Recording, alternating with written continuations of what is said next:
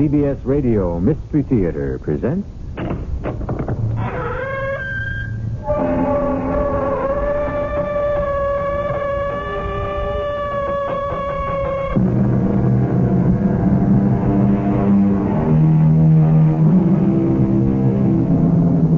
Come in. Welcome. I'm E.G. Marshall. What makes a legend different from memory or chronicles? A mysterious ingredient that fires imagination, inspires intrigues, and lives long after documented facts have crumbled on history's pages. Legend lives always. And to begin our 8th year of Mystery Theater, we will try to probe the secret of the legend of Alexander the Great.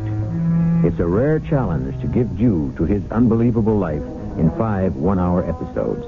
But the legend of Alexander cries out to be retold. You loved me once, Philip. Do you remember? When I was 20, Olympius. I'm a grown man now. You want me to say I love you as I once did. I don't, and I can't. I'm faithful to only one thing, the Empire. I give it all my love. You have none for our son, Alexander. If I can drag him away from your influence and make a man of him.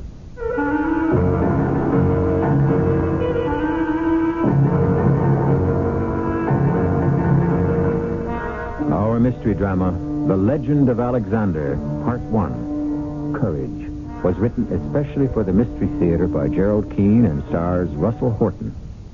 I'll be back shortly with Act 1.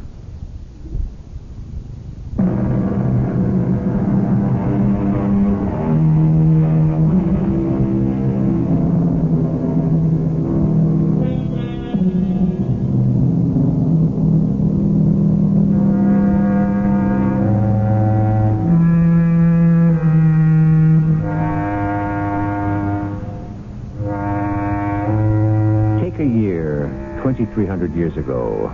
Take a king, Philip of Macedon, military genius extraordinary.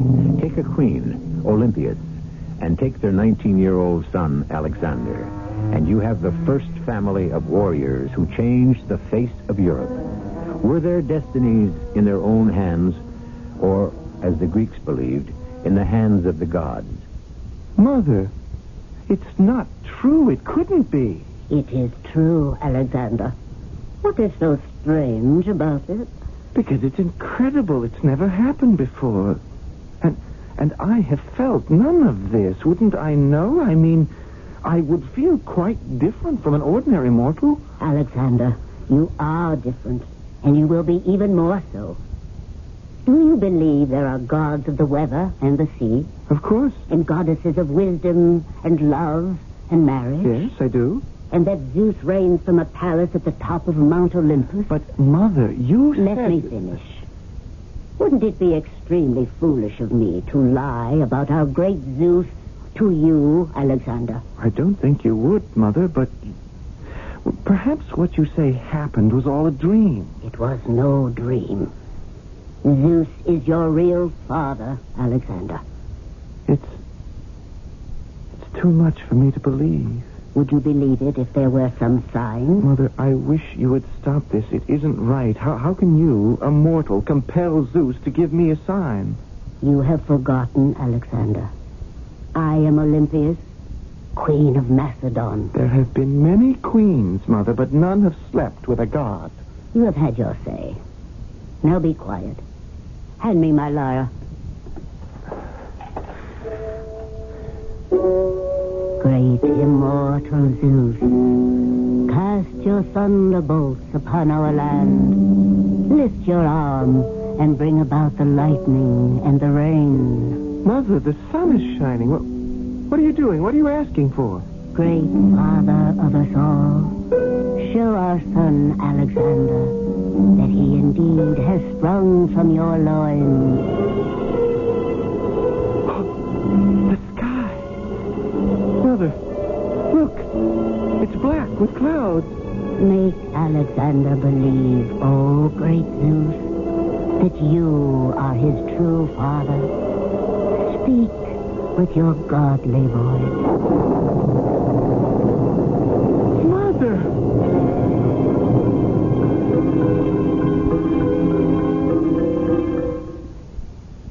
Come out on the balcony, Alexander.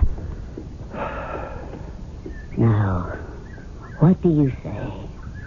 The rain, the thunder, it stopped as suddenly as it began. And the sun is out? I don't know, Mother. I just don't know. What I told you is true. It is the heart of everything. But all this time, these years, my father... your husband, Philip of Macedon, if I am not his son, why is it I feel exactly as he does about so many things? The way any son would take after his father. He is dark, and you are fair-haired. He is a warrior, and at heart, so am I. You have never been to war. How can you say that? But I want to. Oh, Mother, thunderbolts or lightning, I cannot accept what you say. You will not be convinced. All these years, everyone has always said, Alexander, you are the image of your father. Haven't they? And what of my limp?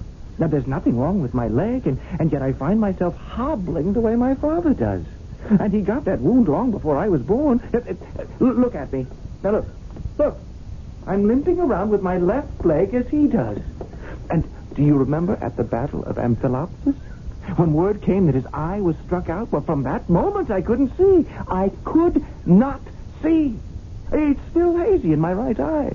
Now, Mother, how could that be if his blood is not in my veins? You are an ungrateful child. For 19 years, I have kept this from my husband so that one day I could tell my son... Oh.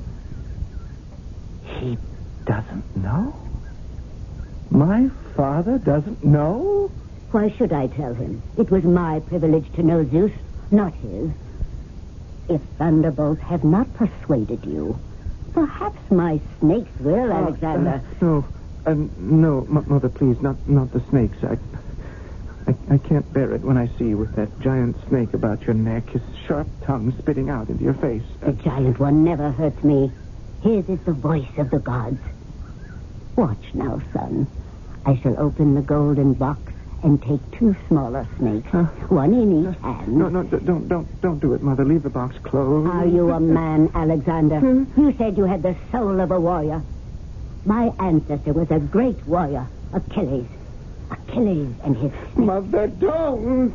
It's evil what you do. I can't bear those slimy, writhing creatures you play with. Don't! These snakes are my children, Alexander. There is nothing to fear. I'm not afraid, Mother. They disgust me. It's the messenger from Father. There's news. Alexander, listen to Mother, me. I must go. Father has sent word. Perhaps he's coming home soon. Alexander, I must explain something else to you. Can't it wait? Mother, let go of me. I'll put the snakes away. Now, there. You see? I don't understand you, Mother. Father has been gone a whole year. I know he's on the road back. Now, I am going to ride out and meet him. I will. Oh, my poor boy. How you love that man. I hope he will not break your heart as he has broken mine.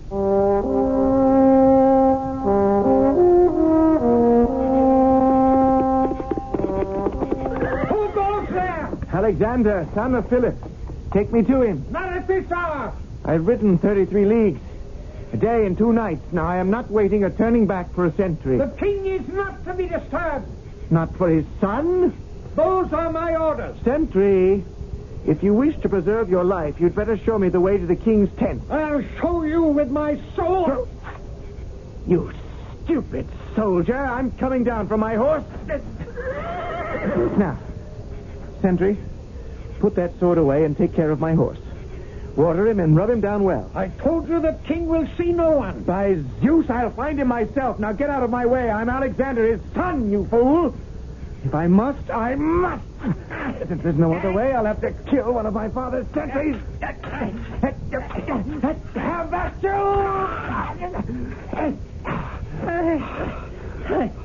I'm dying. Safe passage to the other world, you stupid man. What is all that noise out there? Father? Father, is that you? Alexander! Over here. I'm in my tent. The messenger arrived at the palace yesterday and told me you were on your way home. I couldn't wait. Oh, you look wonderful, Father. How do I look to you? Have I grown in the past year? Tell me everything. I'm sorry. I didn't know. You're not alone. Of course I'm not alone. Cornelia, my dear, you may go. Here's a purse of gold for you. Catch. If I require you later, my dear, I shall send word. Yes, Your Majesty. Good night, Your Majesty. May you sleep well. My boy, what a pleasure to see you. How long has it been? A year, isn't it? By Apollo, these wars are long. And I've done well this year. Taken the Greek city-states one by one, picked them off right along the coast. Only Athens and Thebes remain. You must be weary from your long ride. I'm sorry I disturbed you at night, Father. Oh, just amusing myself. But I mean, you were, I got here at the wrong time. Son, don't be a child. I would have been occupied whatever time you arrived. How is your mother? You really wish to know? Well, of course I wish to know. She's my queen. I love her. I'm afraid of her. What? Of your own mother? What I should say is I'm afraid for her. Oh, yes. That old business with the snakes and the sorcery. Those unnatural things she swears by. I don't know what to make of her, Father. My dear boy, when I met your mother, it was in a Epirus. She was the most beautiful thing I ever laid eyes on. And we had you, a beautiful baby. I'm a happy man. So a few snakes and demons and strange rites, if they please her, why should they bother me? Does she still talk of being the granddaughter of Achilles? Yes, she said that. You believe it? It's all nonsense. Apollo only knows what she's been saying to you. And I'd put it all out of my mind. What kind of a horse was that you rode from Pella? Oh, I didn't pay much attention, Father. I just took the first steed the stable had ready. Tomorrow, Philonicus is bringing me a horse he values highly. I'm looking for the right animal for my triumphant entry into Pella. Alexander, tomorrow morning, I want you to help me select the horse. Let me see now. We still have a few hours left till dawn. Tomorrow's the big day, the start of our march back home. Captain Cyrus. Yes, Your Majesty. Cyrus, this big strapping boy is my son. Alexander, Captain Cyrus, captain of our cavalry. Cyrus, find one of the courtiers' tents, kick the man out, and make it available to my son. Yes, Your Majesty. And, my boy, if you wish a little comfort, I'll have the captain... I would rather stay here with you, Father, and have you tell me about all the battles you've been fighting. Well, to tell the truth, I'm a bit weary. So I'll probably get back into bed by myself. Cyrus, take my boy to the best tent you know. Anything he desires, make sure he gets it. Oh, and Alexander. Yes, Father? Don't worry about your mother. She was always wild. I was never able to tame her. With her mind, I'm worried about. Olympius is the strongest-willed person I've ever known. And that includes Darius, king of Persia, and Demosthenes, a Greek who also wishes me dead. Are you saying Mother would like to see you dead? I think she might, Alexander. But we won't make things easy for her, will we, son?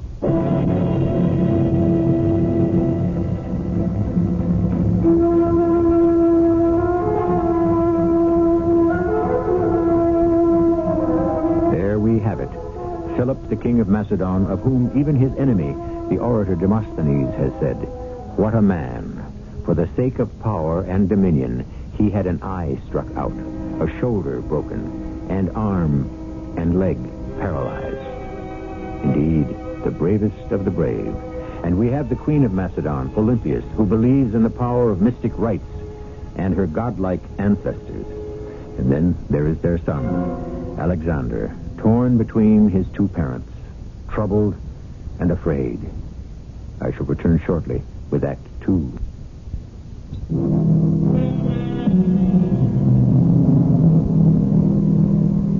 We are about 100 miles, 33 leagues, from Pella, the palace city of Macedonia.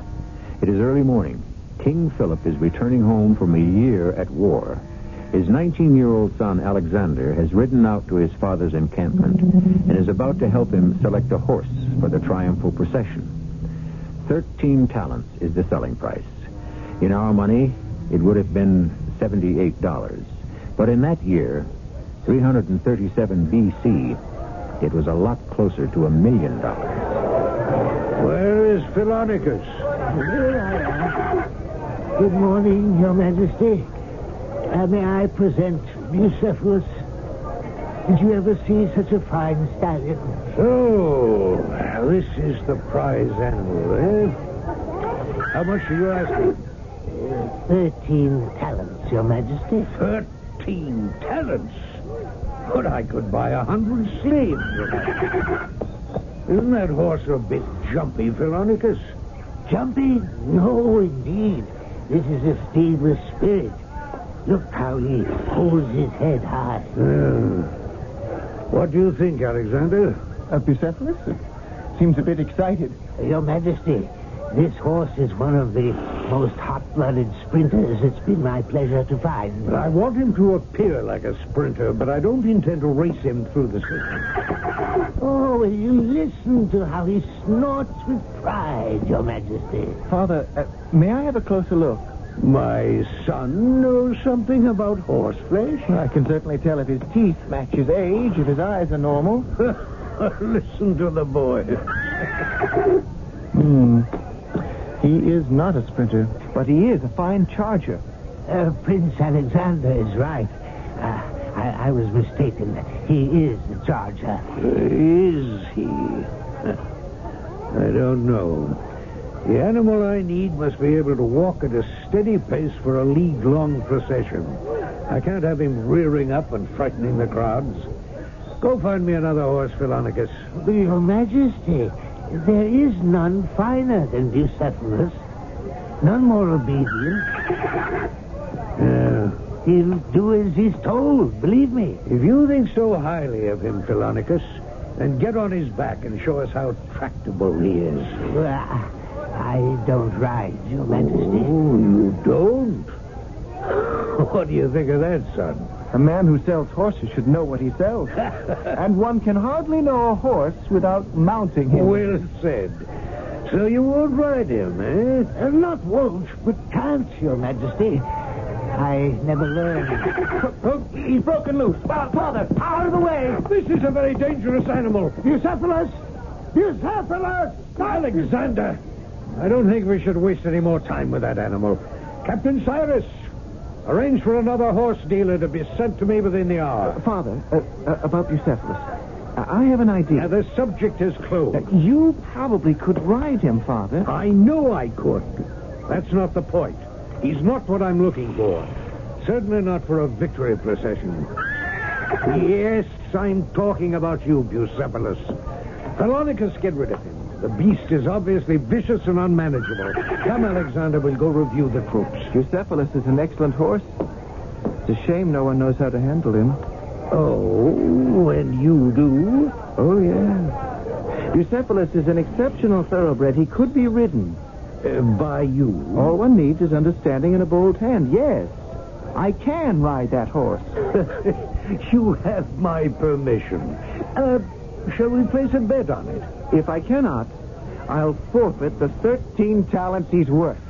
Done. Go right ahead. I'm curious to see who will be master, a four-legged beast or a two-legged prince, a rebellious animal or a rash youth.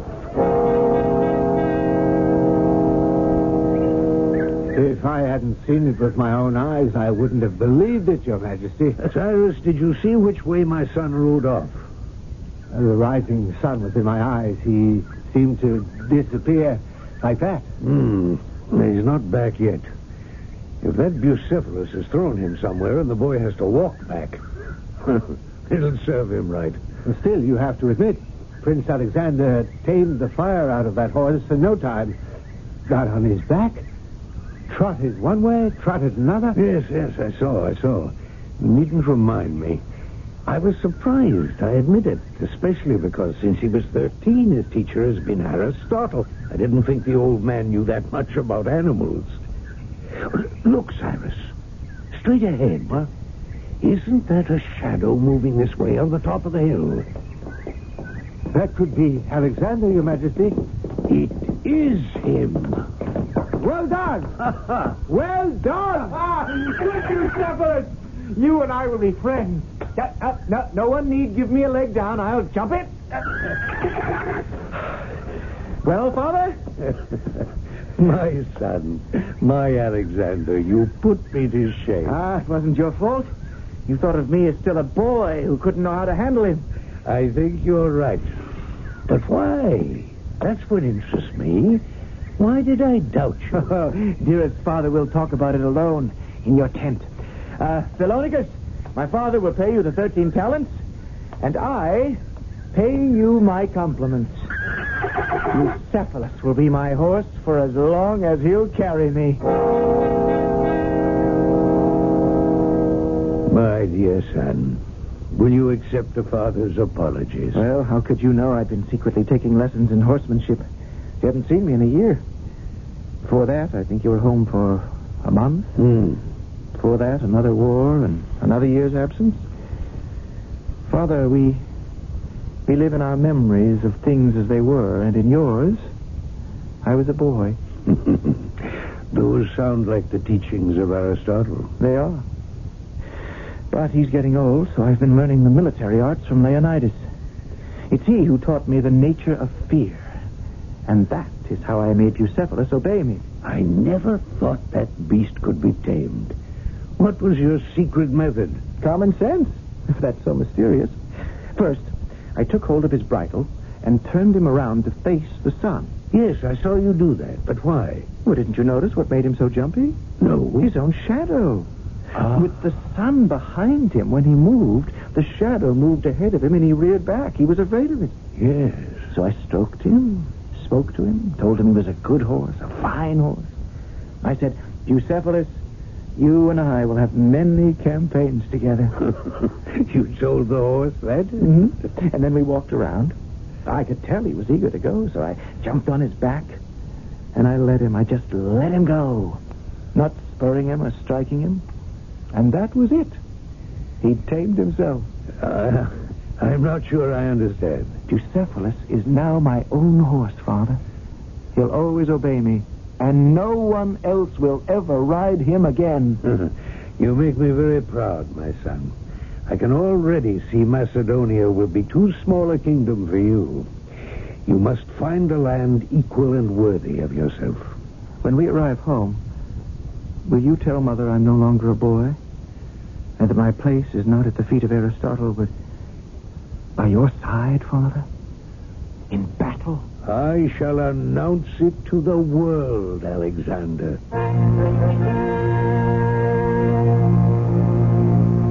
Olympius, you don't seem very pleased to see your husband after all this time. It's been a year. Another year of war, and you turn up at the door like a merchant delivering goods. I don't know my husband anymore. There are many others, I'm sure, who know you, Philip, far better than I. What are you talking about? I followed your exploits. Well, I'm happy to hear it. In battle? And in between. First things first, my queen. I think the time has come for our son to leave the world of learning and join the world of doing. Alexander is to undergo some intensive teaching by my captain of cavalry. And then I shall take the boy, the young man, with me on my expeditions. And while I think of it, Olympius, what's all this nonsense you filled his ears with? You know, that he was born from the seed of Zeus. It's true. Come now. Must we go over all that again? Believe me, Alexander is all mine. You had a bad dream and thought I was Zeus. All this mysterious nonsense of yours is not good for Alexander. So for the next months, he'll remain with me in the barracks. Why do you say those terrible things to me, Philip? I'm back from a year of battles, and I met with a son who is torn between love, loyalty, and the truth. You loved me once, Philip. Do you remember? When I was 20. Then I loved you a great deal. I love you still, Olympias. Not with the hot flush of the romantic love of 20 years, but as a grown man. I do love you, Olympias. But sometimes those rituals of yours are difficult for me, and they come between us. You mean my snakes? And the dancing to Dionysus and leading the wives of my generals into strange worships and all that twaddle about the gods controlling not only our lives but our offspring. Olympias, I'm a man of action, of reality. When a catapult spreads fire among my men, no god has ever stayed its flight. We mortals alone must defend ourselves. What help is Zeus to me? What has he ever done for any of us? I cannot stay and hear you blaspheme. No. But you want me to say I love you as I once did. Well, I don't and I can't. And I warn you, as far as Alexander is concerned, no sorcery, no tricks. He will come with me. Oh, go away. Stop talking like this. Try to understand, wife. What's past is past. I promise you, you will always be my queen. What does that mean to me, if you are not faithful? What are you talking about, a small encounter after days of fighting? I am faithful to only one thing, an empire of peace. I dream of it. Dreams. There's been a war going on somewhere ever since I was a child. Oh, it would be so simple if everyone laid down their arms. You speak like that child with flowers in her hair. In this age, one has to win wars to obtain peace. There is no other way. When will I see Alexander again? The night before we leave on our next expedition. And when will that be? When I am ready.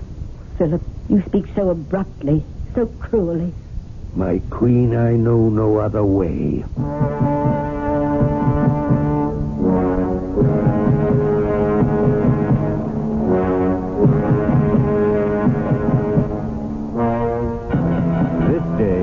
The turning point in Alexander's life.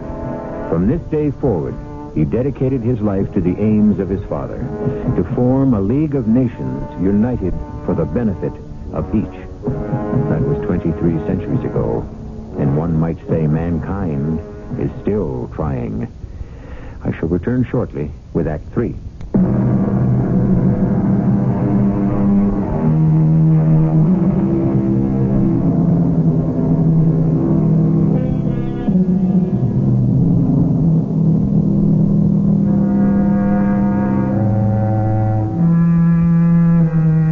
Alexander is not yet 20 years old.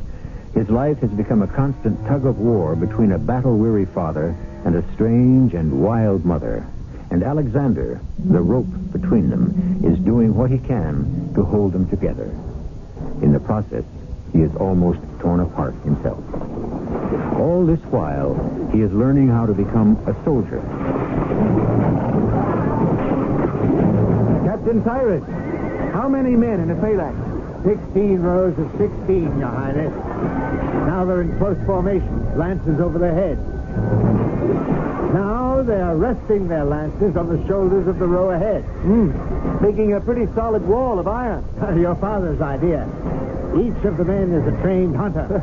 I'll have to develop my arm a lot more before I could even lift one of those lances. They're 21 feet long. When we go into battle, nobody can stop us. In battle, then, Captain, they hurl their lances. Then what's left to fight with? Short swords. And everyone carries shields, too. Now, let's see if I have it. Behind the phalanxes come the archers. Behind them, the siege trains with the catapults and battering rams. Correct. Now, if you'll follow me to the stables, I'll give you an idea of what our cavalry looks like. It's the cavalry for me. Your Highness, having seen you on horseback, I never had any doubt of it.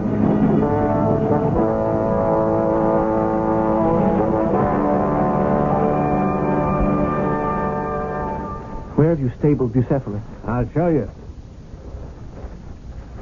This is the stall. Don't you recognize your horse? Oh, I do. But I'm waiting for Bucephalus to recognize me. Hello, boy. We're going to be spending a lot of time together, you and I. Captain, in King Philip's army, all told, how many horsemen are there? 10,000. There were 10,000. Now there are 10,001.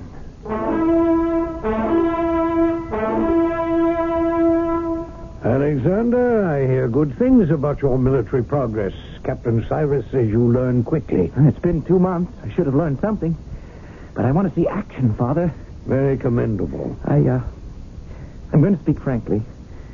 Why didn't you tell me Tell you what, son. that you're planning a campaign? I'm always planning. Yeah, I'm talking about Perinthus. Well, I was going to tell you. Well, why all the secrecy? You know, if Captain Cyrus hadn't let slip one word, I might never have known. I told you when you began training you would be treated like any other soldier, and that when I was ready, everyone would be informed together. What formal words for a father to use to his son. I don't like that tone of voice, Alexander. And I don't like being treated like a child. If your campaign was to be kept secret so no word could reach the enemy, why did you think I could not keep it? Are we to be together in this campaign that you planned? The army and I leave before sunrise tomorrow, but not you. No. But you promised, Father. What happened to that promise? I need a strong man at home. Someone I can trust. You. I'm to remain here at home while you and the men I've trained with are at war? Oh, no, you wouldn't punish me in that way. In my absence, I am appointing you regent of Macedon. Your word will be law. But I don't want to be some glorified civil servant. Alexander, someday I will be no more, and you will have to rule. Accept the regency and learn how to govern. It's a great honor. And I've ordered Captain Cyrus to remain here to be your aide and advisor. Father, I've been counting on going into battle with you. How long will you be away? Time and war don't speak the same language. I don't know. Philip! Now what? Oh, Philip, I have just heard the most horrendous news. Do you know what the Athenian has done? Which Athenian? Demosthenes. Who else would have such a warped mind? I sent Pyrrhus, the most honorable merchant I know, to Athens. I know. You sent him on a shopping trip to Athens, and he was arrested. Yes, arrested. And do you know on whose orders? Demosthenes. Pyrrhus was tortured until he could stand it no longer. And it is too horrible. I know all about it, Olympias. Our spy system is quite thorough. The Athenians forced Pyrrhus to confess he was spying for Macedon. Of all people. Oh, that poor old man. A spy. And he's been put to death. Oh, what are we doing about it, Philip? We are already making plans, my dear. How can you be so calm about such a treacherous act? It's an act of war. That's what it is. The Athenians won't come out in the open against us. They're too clever to meet our army face to face. So they're using terrorist tactics. You make me ill with your talk. All I know is my very favorite merchant has been kidnapped and killed because Athens doesn't respect us. I'm not going to argue with you, Olympias, but I can promise you this. The deeds and the days of the Athenians are numbered. I must leave you both now. Farewell.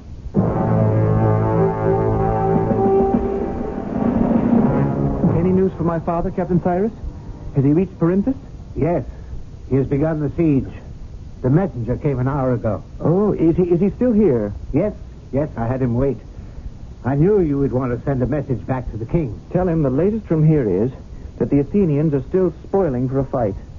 They've seized one of our ships and are selling the crew off as slaves, and they've captured one of our envoys and are demanding ransom. Their terrorist acts continue. Now, tell him that. Is that it? No, I've saved the best for last.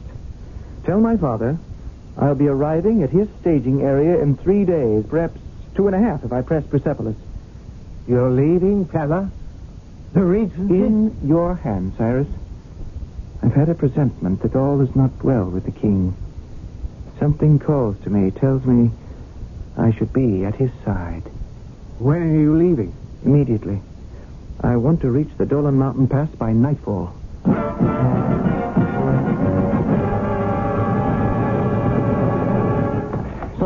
Slowly, Bucephalus. This is no time to break an ankle. Ah, it's a good boy. Oh, the moon is showing itself. Yes, I know you're thirsty, so am I. There's a stream at the top of the ridge, halfway up the pass. We'll both have a drink. Go on, right behind that clump of trees. Now, I'll get down and we'll walk the rest of the way. Follow me, old friend. Ah, there's the water. What did I tell you? You first, Bucephalus. You need it more than I do. I've been writing. Bucephalus, what is it? My shoulder! Who are you? Come at me in the dark, will you?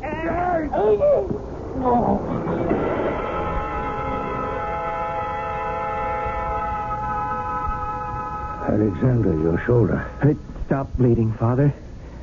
Bucephalus and I ran into a little trouble on the way here. We must have it looked at. Father, I'm all right. I don't understand why you're here. I had a feeling you were in danger, Father. Have you been talking to your mother again? I must have had it all wrong. It was I who was in danger. But I handled it. That's not the point, Alexander. An army is run on orders. I did not send for you. I had to bring you the news. The Athenians, led by Demosthenes, are trying to start a revolt among your Greek mercenaries. How do you know? I killed a Greek messenger on my way here.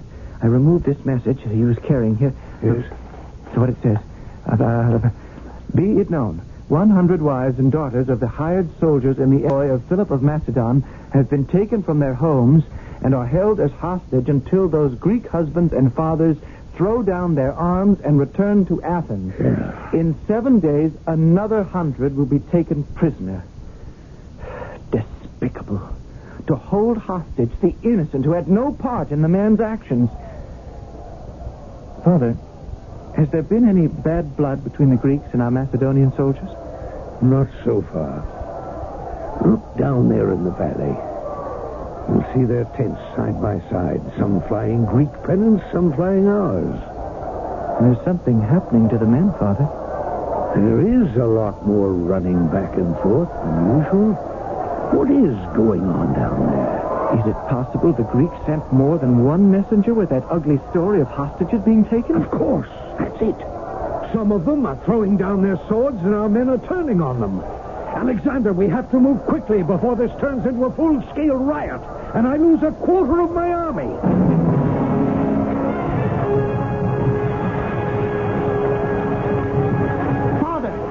Father, where are you? Here, on the ground. I've broken that leg again in the same place. I can't get up. Father, put your shield over your head. Do as I say. Protect yourself. Do it.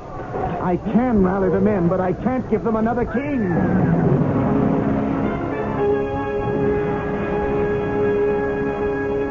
How does it feel to be in your own bed again, Father?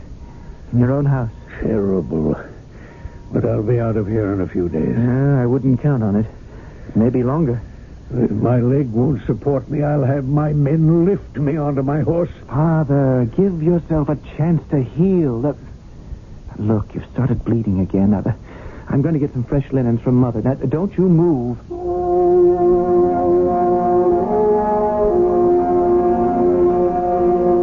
Olympius, I think you could wrap those linens tighter around my shoulder. Like so. That's fine. I don't want it to start bleeding again. Oh, I'm glad to have you home, Philip. Even wounded. I'm only staying for a few days. How is life here in Pella? The same as always. You still do all that dancing around and hand clapping and playing the snakes? I'll make a bargain with you, Philip. I'll let you have your wars. You let me have my snakes. Father, Mother, must there always be a war between you two? Alexander is right. He didn't save your life, Philip, so I'd have you to quarrel with. Who saved whose life? Where did you hear that nonsense? A word gets around. You should have seen the circle of bodies around me. If your son saved your life, Philip, why aren't you proud of it? Will you two stop?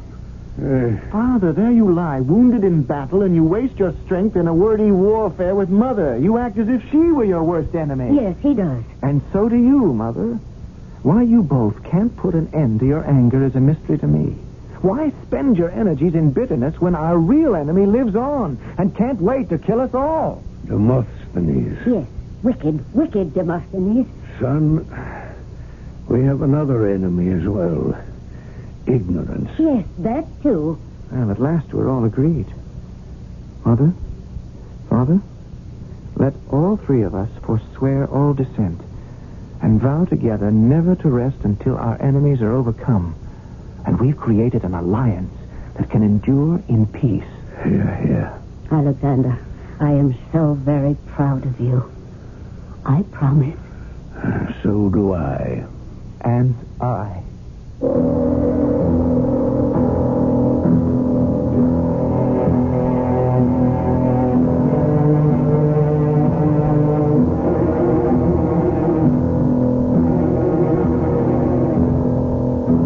We have opened the radio door on the lives of those who lived 23 centuries ago and whose ambitions and actions changed forever the face of Europe.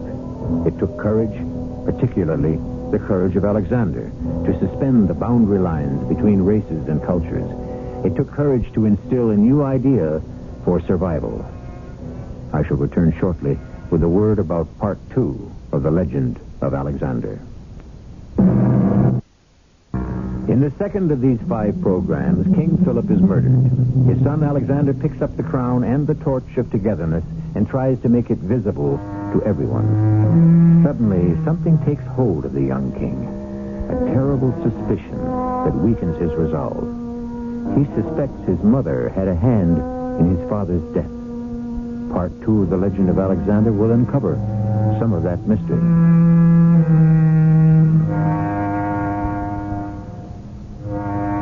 Our cast included Russell Horton, Court Benson, Robert Dryden, and E.V. Juster. The entire production was under the direction of Hyman Brown. This is E.G. Marshall inviting you to return to our Mystery Theater for another adventure in the macabre. Until next time, pleasant dreams.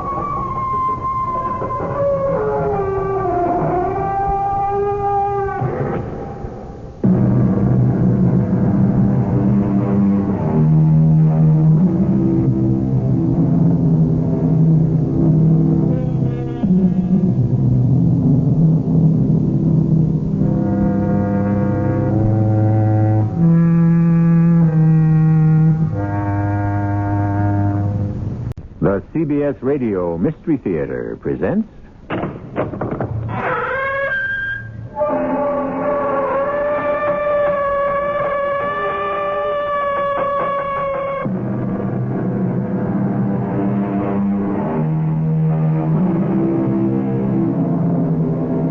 Come in. Welcome. I'm E.G. Marshall. Alexander the Great is known as the first statesman and soldier who believed the end justified the means. He wanted world peace under his country's flag and lived and died waging cruel wars to get it. Yet he admired brain more than brawn and said when he met the wise Diogenes, "Were I not Alexander, I would wish to be Diogenes." That is the mystery, the heart and soul of this Comte man we'll get to know better in the next hour. Alexander, what would you say if I married again? But, Father, you are married. Oh, I know that Olympias is my queen, but that has nothing to do with the God-given right of a king to marry as often as he pleases. Who is she? The girl I wish to marry. She's a girl, not a woman? She's 17. But, Father, you're 51, 3 times her age. What's her name? Cleopatra.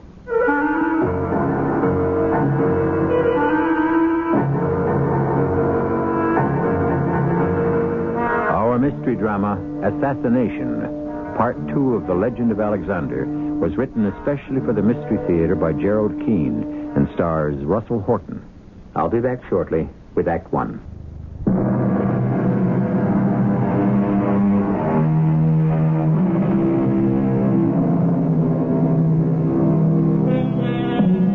Picture a time when all your friends and allies are being picked off one by one by an army that seems invincible. You are an Athenian. Your turn might be next, for you are soft, and life is easy. You let others go to war for you, hire soldiers to die for you. The great statesman Demosthenes tries to wake you up.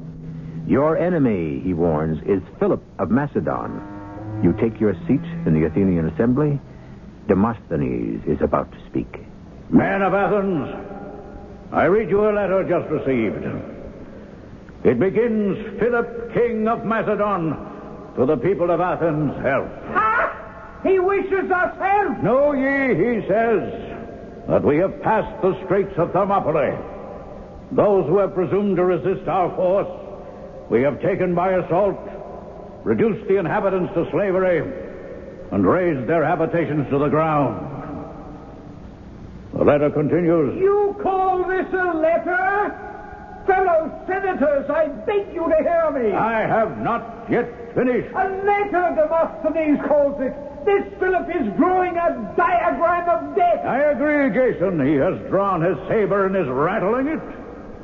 But what is our answer? Must we reply to this? Yes, but how? By word, Jason? Or by deed? Can't we make peace with Philip without going to war? Aye. How little you know him, men of Athens. How many of you have ever seen Philip of Macedon? This is a king with all the decorations of war. One eye torn out, his neck dislocated, pierced in his arm, maimed in his leg. Freely, cheerfully, resigning any part of his body for renown, glory, power, and empire. Do you think he will be put off by appeasement? How far from Athens is Philip now? Do we have time? The time is now, Jason. Not a day to be wasted. This king, this Philip, this twin-headed Hydra rampages through Greece. Is there a Hercules among us to slay the serpent? Twin-headed, you say? King Philip has a son, Alexander, whose saber draws as much blood as his father's.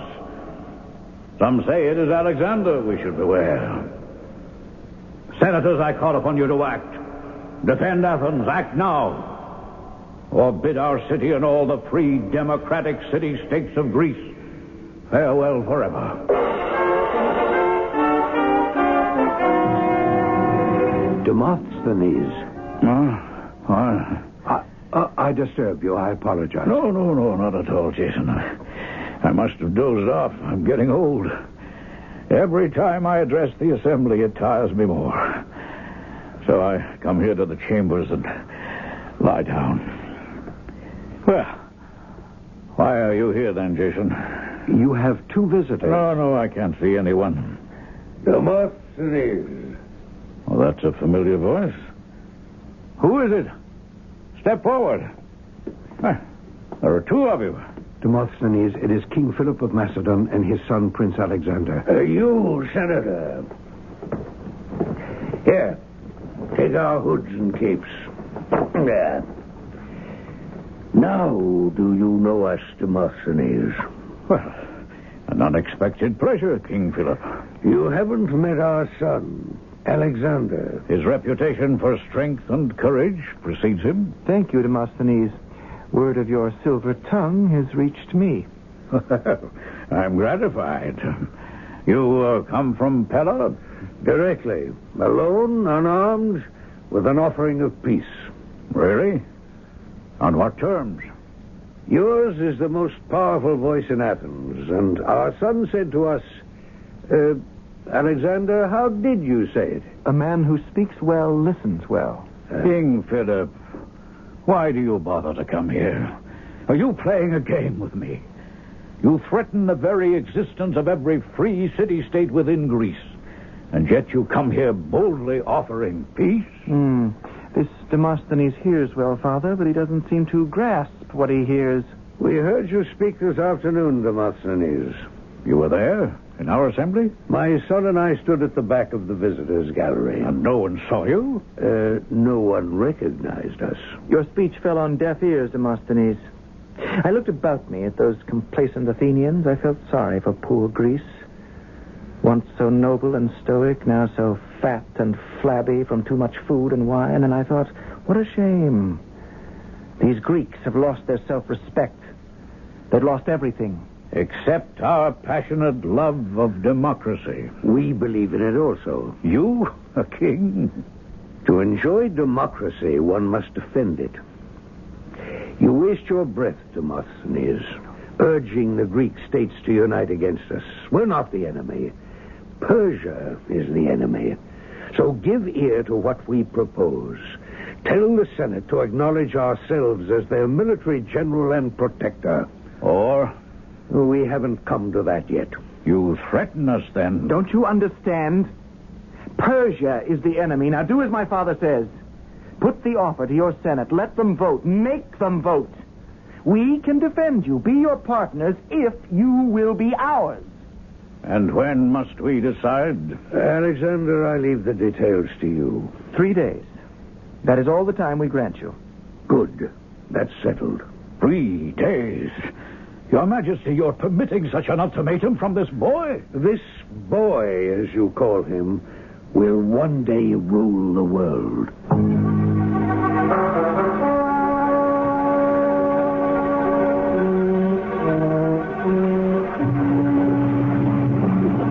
To the right. March! Alexander! Yes, Father. I need you.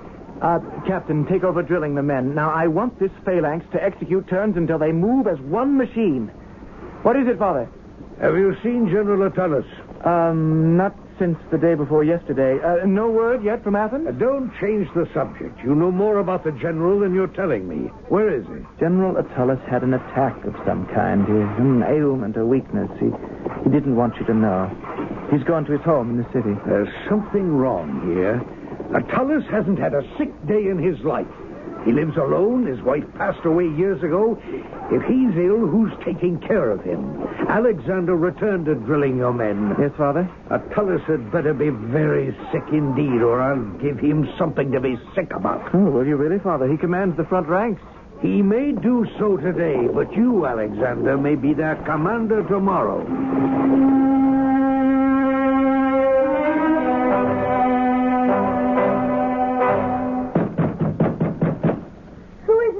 Let me in. Who are you? Is this the house of Attalus, General to Philip of Macedon? Yes, it is. There is sickness in this house. Please go away. Let me in, I say. Whoever you are, my uncle is ill, and any sounds disturb him. They are bad for him. Yes? Go on. Your Majesty. You are King Philip himself. I am. Please forgive me, Your Majesty. I didn't know. You were explaining about your uncle's illness. Oh, well, there is nothing you could do, Your Majesty, that would...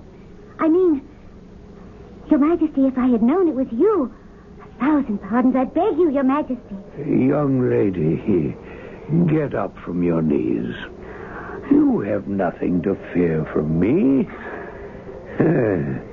Certainly in your 20s, aren't you? I'm 17. I see. And the general is your uncle. How is he? I don't know what it is. When he came home, I made him lie down, and I won't let him get up until the fever passes. You're not angry with me, are you? Well, for trying to protect your uncle? You're an extremely beautiful girl. How could we be angry with beauty? What is your name? Cleopatra. Cleopatra. Bring me to your uncle, my dear.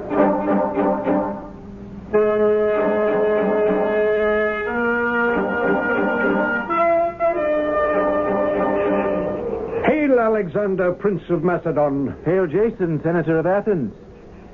I was expecting you, Senator. Welcome to Macedonia.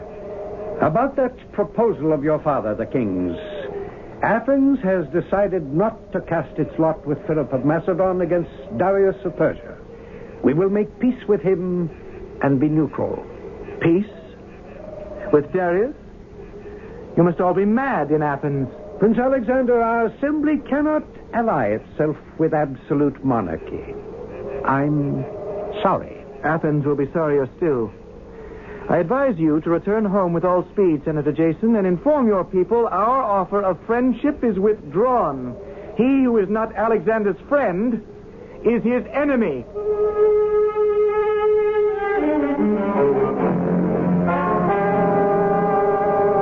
Father, you're not listening to what I'm saying. Oh, of course I'm listening, Alexander. So, I told the emissary our offer of friendship and protection was withdrawn. That our kindness and patience was at an end. And that... Father, you are not listening. Alexander, what would you say if I married again? Well, you are married. Oh, I know that. Olympias is my queen, your mother. But that has nothing to do with the God-given right of a monarch to marry as often as he pleases. Olympias knows that. Who is she? The girl I wish to marry? She's a girl? Not a woman? She's 17. Her name is Cleopatra. Father, you're 51, 3 times her age. I am not 3 times her age. She will shortly be 18. 18 and 18 makes 36. Add 15 very short years, and she is 51. Too old for any man. My mind is made up. I'm going to marry her. Now, I'd like some wine brought here to my tent. I'm very thirsty. Yes, Father. And, Alexander, son, Cleopatra's a lovely girl. I'm not making a mistake. I hope Mother agrees with you. This has nothing to do with your mother. She will always be the queen. Now, go along. Have the wine brought. I want you to join me in wishing this new alliance all success.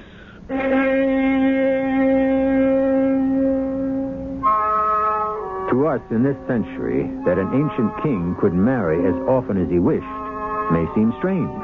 But 2,300 years ago, life was different. One quick note before I step aside. The name Cleopatra was not uncommon in those days, and therefore this Cleopatra is not to be confused with the last queen of Egypt who lived 250 years later than our story. I shall be back shortly with that, too.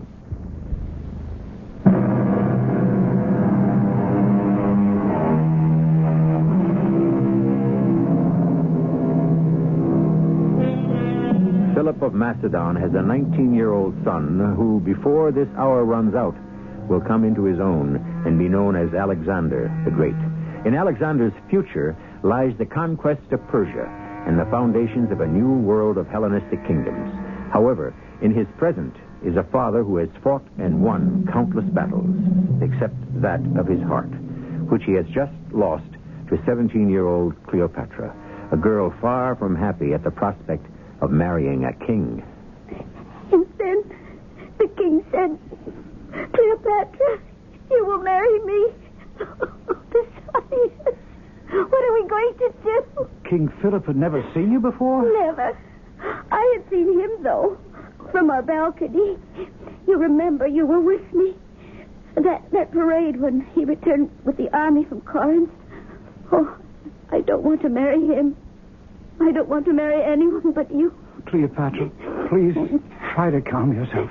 Oh, how can I be calm when all my dreams, all our dreams have disappeared, just as the moon does when the sun rises?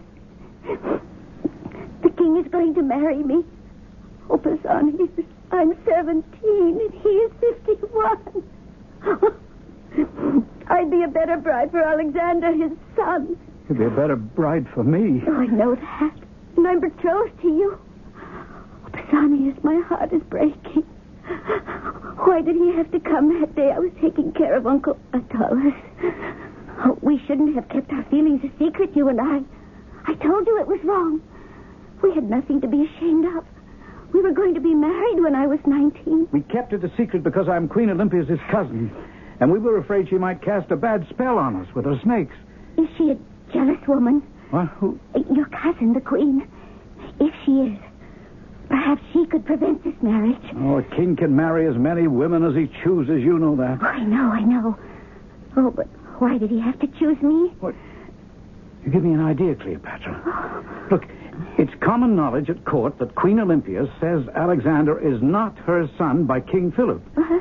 She says that one night she was struck by a thunderbolt and Zeus came to her. And that it's Zeus who's the true father of Alexander. That would explain why the king... Oh. No, he wouldn't. With me? Yes, that might be the reason he's marrying you. To produce a true offspring, you and he. I can't bear to think of it. Darling, we must think clearly. There must be a way. Oh, he could escape, run away. Yes, that's what we'll do. But where? Darling, trust me. The more I think about it, the more I know it isn't right for one man to have so much power over so many people's lives. Everyone here in Macedonia believes Philip is great and good. To me, he is a tyrant and bad. Yes, a tyrant. Cleopatra, I must go now. But I'll find a way for us both to be free of that tyrant. Believe in me. Father, what's happened to our plans? For us, it was necessary to keep Athens neutral and have her army join ours. Then we were going to teach her a lesson, but suddenly no one can talk to you. Plan the invasion. Set a date. Alexander, first I will be married to Cleopatra. The girl will wait. Have you told her? Certainly. Given her a date? She leaves that to me. Well, if we're to have a state and royal wedding, that has to be planned, too. I want you to attend to it, Alexander. But what about Athens?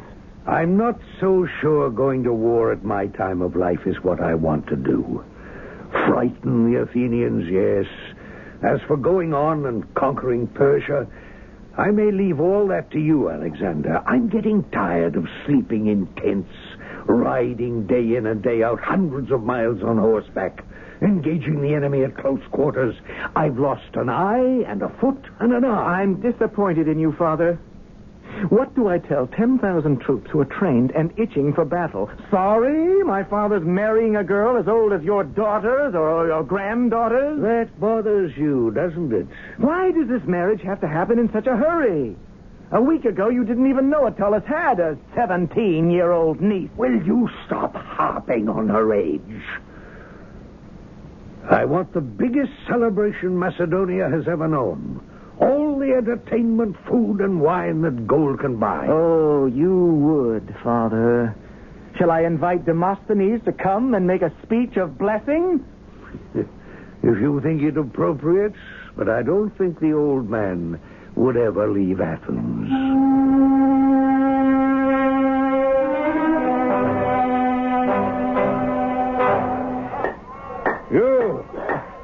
You there in the center of the marketplace. You, carpenter. Philotas, at your service. Are you the chief carpenter? I've been chief carpenter here in Athens for 50 years. You know who I am? Yes. You are Demosthenes, the voice of the people. Carpenter, stop that hammering so I can hear myself speak. Cannot stop for long. The Macedonians are advancing. No. Where did you hear that? Surely you must know King Philip has threatened to attack Athens. It's only a threat. I wish it were true. You do? It'd wake up the Athenians. They say this Philip of Macedon is mad. I want to know what you're building here in the marketplace. Who gave orders to tear down all the sheep pens? I didn't need any orders. I needed the wood to build a beacon. A beacon on this spot, right in the middle of Athens? My idea. Those who live outside the city, they won't know we're being attacked. When the Macedonians arrive, I set a torch to this, and the flames will be seen for miles. The people must be warned.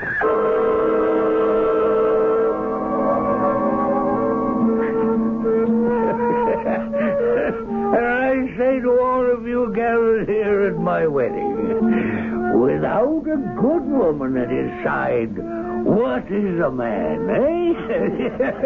Will anyone deny that? Mother?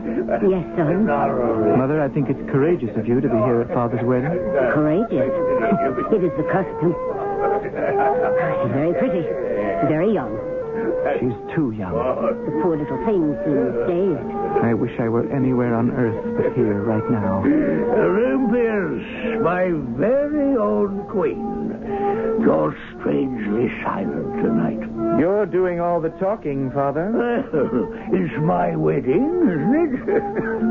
Alexander, why do you keep calling me father? Because I always have. Hasn't your mother told you your true father was Zeus? Father, I don't think this is the time or the place. How can you succeed me if I'm not your father? If you don't stop this, I shall take the Queen and leave your cursed wedding. I'm sorry, very sorry. I meant no harm, Olympias. Stop, all of you.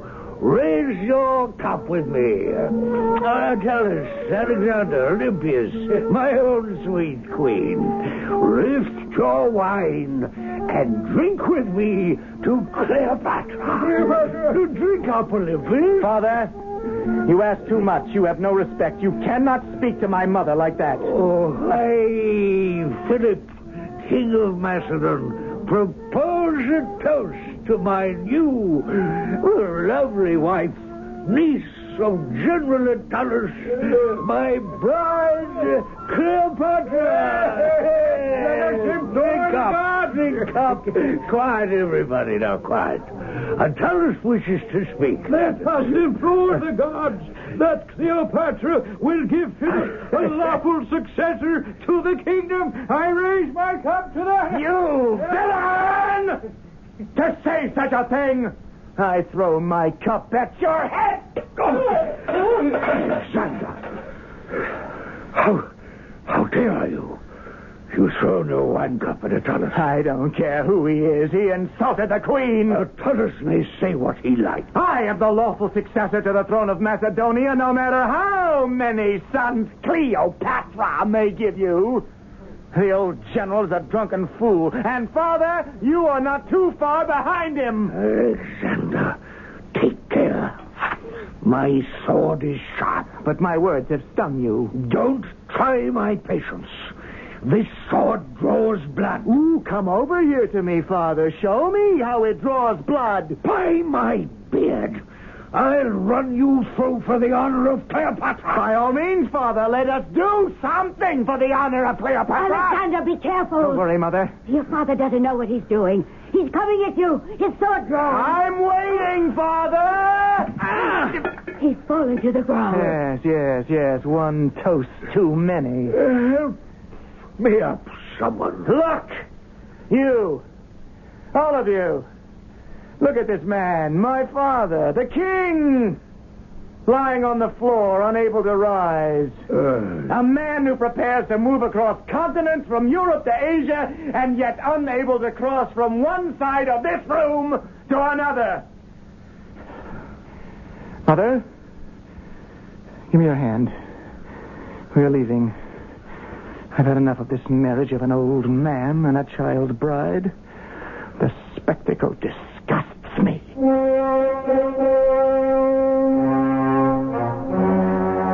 Nothing would ever be the same between Alexander and his father again.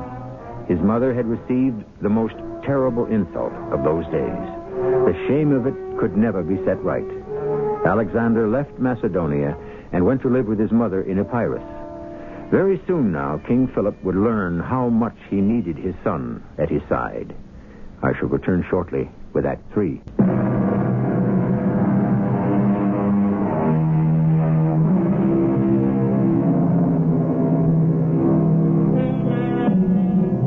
Intrigue filled the ensuing months.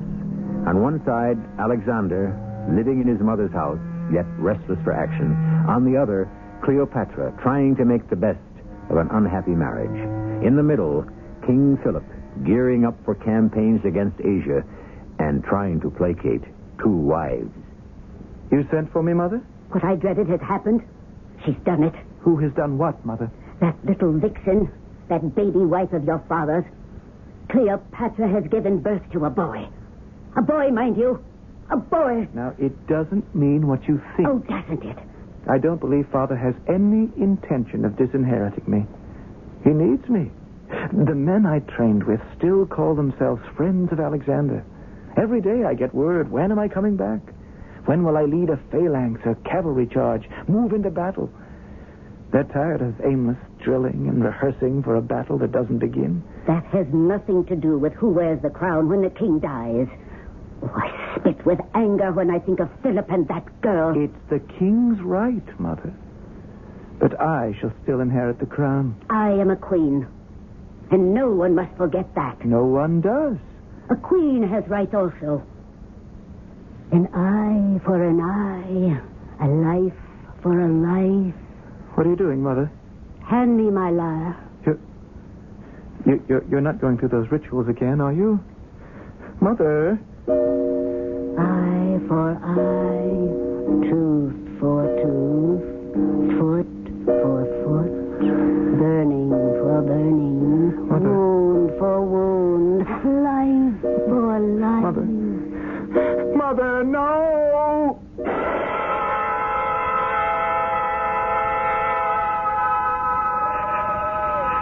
Cleopatra.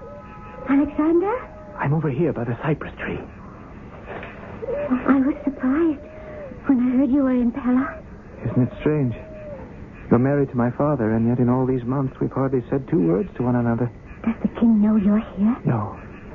I wanted to see only you. That's why I had one of my trusted lieutenants give you my message. How is my father? I don't know him very well. I wonder if I ever will. He's not an easy person to get close to. Perhaps it's the difference in our ages. Strange when you think of it. Of the entire royal family, you and I are the youngest. How old are you? I shall be 20 the next moonrise. Cleopatra, I came secretly back to Pella to talk to you. You know I'm living with my mother, the queen, in Epirus. And it has upset her greatly that you had a son. And I'm afraid for you and for him, so I'm here to warn you. You're talking as if she could hurt us in some way. Well, I'm not sure what powers she may have. When I was young, she could tame snakes by winding them around her body. Oh. The day I left Epirus, she went into a trance which I know was intended to harm you. Oh, but what can I do? I didn't want to marry your father. Believe me, Alexander. I loved another man. I still do. But I had no choice. All I can do is to say, Cleopatra, be on your guard. Oh, if only we could read her mind. Look into the future. Did you say... Wait. Hmm? Yes, that there is a way. To see what the gods already know? Yes. The oracle of Apollo at Delphi. Right below the twin peaks of Mount Parnassus. I've never asked the oracle anything. If you and I could go to Delphi together... Philip has left for Corinth. A meeting of sovereign states. He'll be gone a long time. Do you have a nurse to whom you could entrust the baby while you're gone? Oh, yes. Are you willing to start tomorrow? Tomorrow morning. At dawn. Oh. Now, I would guess, riding steadily, we could arrive on the slopes of Mount Parnassus in 2 days.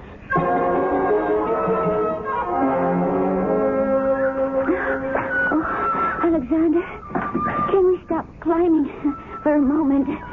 My aunt used to climbing over rocks and through bushes. No, Cleopatra, we cannot stop. Look up there. See those white marble shrines? Oh, yes. Oh, suddenly they're very close. Is it really true that the answers given by the oracle to your questions are the true answers? Hundreds of thousands of pilgrims have walked up this mountainside to the sacred city. Worshippers have gathered here for centuries. Of course, our questions will be answered with the truth. Don't stop walking, Cleopatra. We're almost there.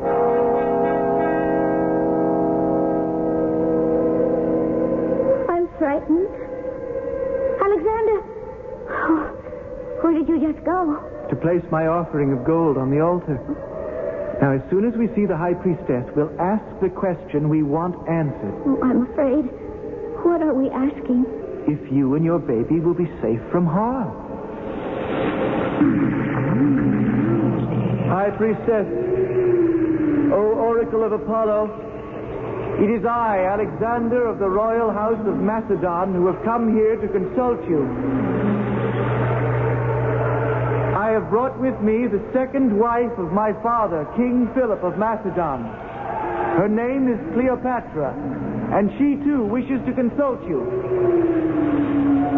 Cleopatra, say something. Is it my turn? Yes, go on.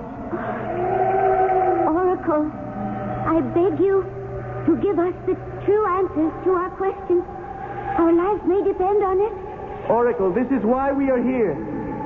I am afraid there may be a danger to Cleopatra and her infant son. If this is so, please tell us how to fight this force to keep them both safe. And if there is no danger, please reassure us. Cleopatra? Alexander has said everything. Just tell us. Am I or my son in any danger?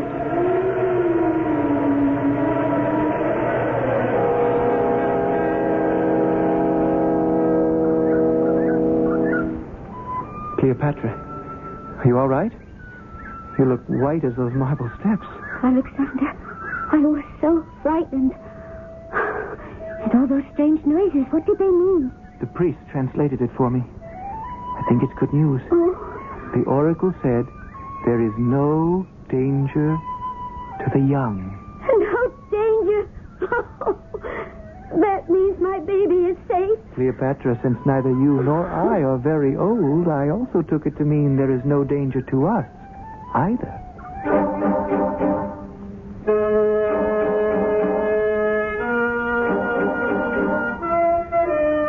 Cousin Assassination, I have sent for you so that we could talk. I was happy to come to Epirus, my queen. I need your advice, your help. Queen Olympias, I'll be glad to do anything. Assassination, you must call me cousin. After all, we are related. Yes, I know that, but I can't forget that you are the queen. Well said. I wish more of my subjects felt that way. To begin with, I want to tell you how sorry I am. Oh, now, you needn't say anything. We both know the sorrow I refer to. I only found out much later of dear Cleopatra's affection for you and your love for her. What could I have done against the king? May I confess to you, cousin? I am ashamed of the man I married. How wicked he was, I found out too late. I was no older than your dear Cleopatra when Philip took me away from my dear father and carried me off to Macedonia. Why, I had no idea. I have often thought that death is the only way to vindicate my dishonor. What I can't bear is the thought of her with him. I lie awake at night each night. I can't bear to think of her. I know, cousin, I know. The gods cry for revenge, and because Philip does not deserve to live, in the eyes of the gods, I am as guilty as he. But I am only a woman. My hands have never held a dagger. Queen Olympias, I shall avenge you. I shall avenge Cleopatra and myself. Will you swear to it? Oh, I would like to, but Do you have the purpose, the strength of will? I don't know. I hope so. You're not sure? But you are sure the king doesn't deserve to live. I've never murdered a man before. It is not murder. You are obeying the will of the gods. Cousin, you have taken a great weight from my shoulders. I know I have. I feel the weight on mine.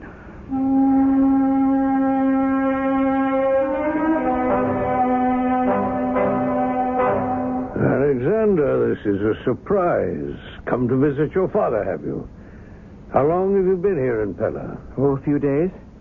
I thought you were in Corinth. I was. Our meeting ended sooner than I thought. No one could agree, so I decided to leave.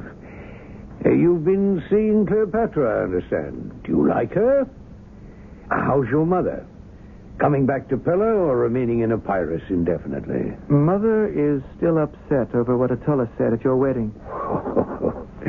You mean about the lawful successor? Olympius is upset about nothing. So were you. The old general said something foolish.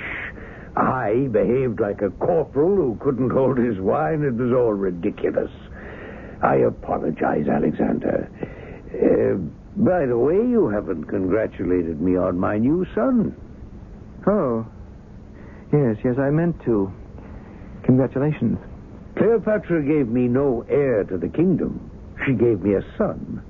You're the only heir to this land, Alexander. As I told you long ago when you tamed that horse, even Macedonia is too small a kingdom for you.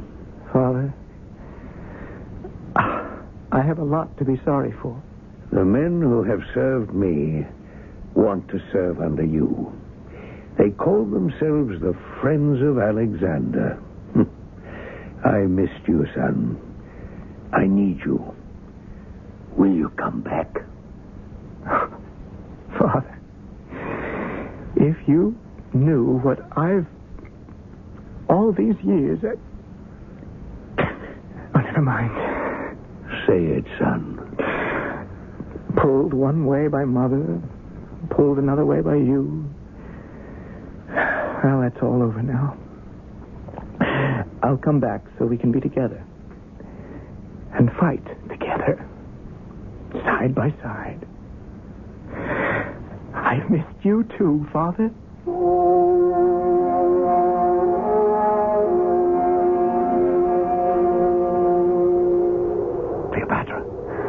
Cleopatra, are you awake? Who is it? It's me, Pausanias. Pausanias? I don't want to be discovered in the bedchamber of the king's one. I never thought I'd see you again. I'm getting out of bed. I want to see your face. Come out here to the balcony. The moon is bright. Is this the baby's crib? Yes, be careful. I don't want him to wake. Oh, my darling. It is you. Why are you here? Cleopatra. Don't hold me so close, please. I'll never let you go again, Cleopatra. Never. Oh, my poor Pausanias. Let me look at you. Oh, you've changed. How long has it been? Almost a year. Your dear face is so careworn. Let me touch it. Oh, Cleopatra. Oh, put your arms around me again, my darling. Tell me everything will turn out all right. My darling Cleopatra, the gods will smile again. I promise I will make them smile. Petra, is that you on the balcony? Who are you talking to? You woke me up. Who is this? What is this? You, whoever you are, stay right where you are. Don't move. Philip, it's an old friend. He came to see me. I don't want to hear lies, slut. So a man is in the bedchamber of my wife. His arms around her. An old friend, is he? Stop that baby's noise. You're hurting my arm. Go to the child. King Philip, you've no reason to hurt Cleopatra. What have you done? You stabbed. I did it, Cleopatra. I came with this dagger. The gods told do it. I was waiting to avenge his sins. I'm dying. Get some help. Someone. It was the only way, Cleopatra. I didn't think it would be so soon. The gods willed it. He had to die. Go, Pausanias. Run. Save yourself.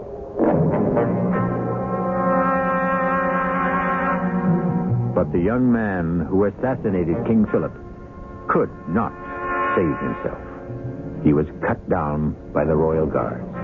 And thus, Alexander, barely 20 years old, came to the throne as the result of violence. And as long as he lived, he would know very little peace. I shall return shortly.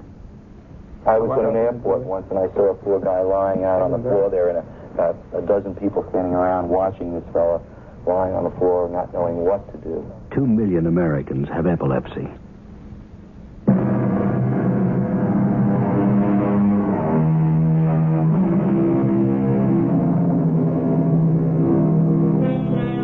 In our unparalleled age, through the voices of radio, we can soar into the sky and tunnel the earth, move backwards and forwards in time, and share the lives of kings, villains, and heroes of any age. To commemorate the start of our 8th season, Mystery Theater is recreating the legend of Alexander the Great. Our next drama will reveal the dangers this 20-year-old warrior king must overcome to survive. I'll be with you then. Our cast included Russell Horton, E.V. Juster, Ian Martin, and Cork Benson. The entire production was under the direction of Hyman Brown. And now, a preview of our next tale. You like war, Your Majesty. General, I enjoy it. Too bad. You may enjoy less of it now that we have surrendered. All other city-states will do the same. They'll say if Thebes capitulates, we had better also. And will Athens? They do much talking there. I'm not sure about their fighting. Well then, General, you believe that all the Greek city-states will fall into line and join me so that together we can challenge Darius of Persia? I do believe that.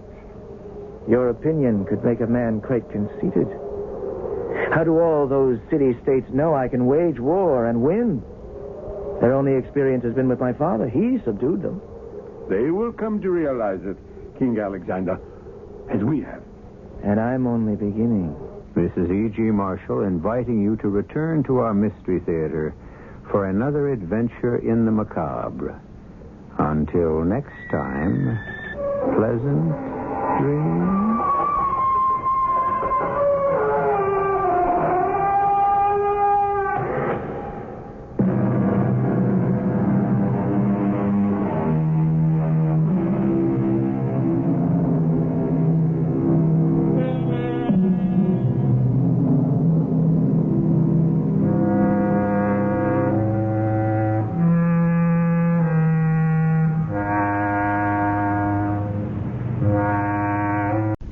The CBS Radio Mystery Theater presents...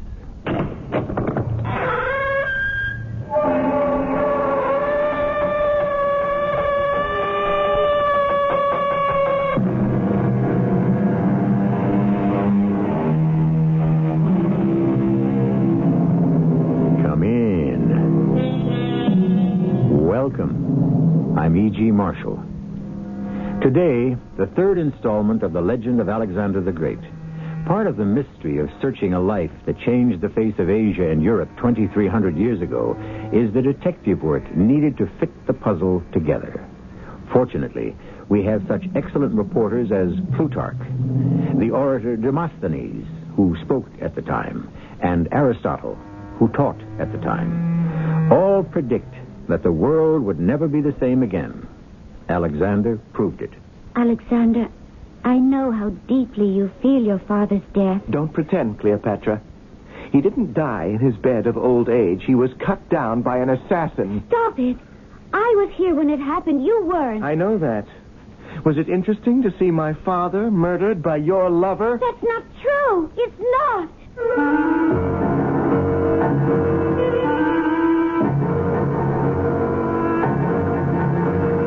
Our mystery drama, Divide and Conquer, Part 3 of The Legend of Alexander, was written especially for the Mystery Theater by Gerald Keane and stars Russell Horton. It is sponsored in part by True Value Hardware Stores. I'll be back shortly with Act 1.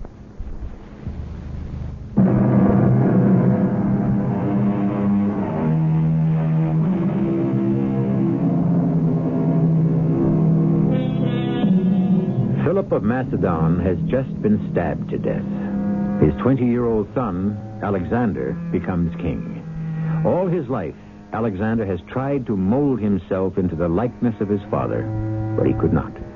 The young Alexander was always serious. Whatever he undertook, it was without a smile.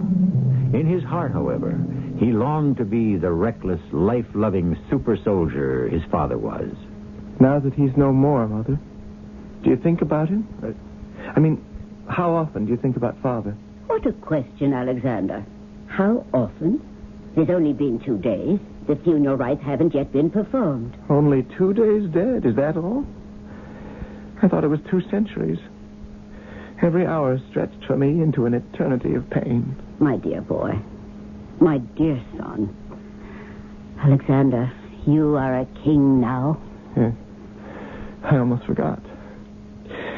I won't set much of an example if I'm as maudlin as a woman. It will pass, son. Everything does. If I were more like him, I wouldn't feel this way. But I'm not. I don't have his sense of humor, his ability to enjoy life. Your father enjoyed it too much.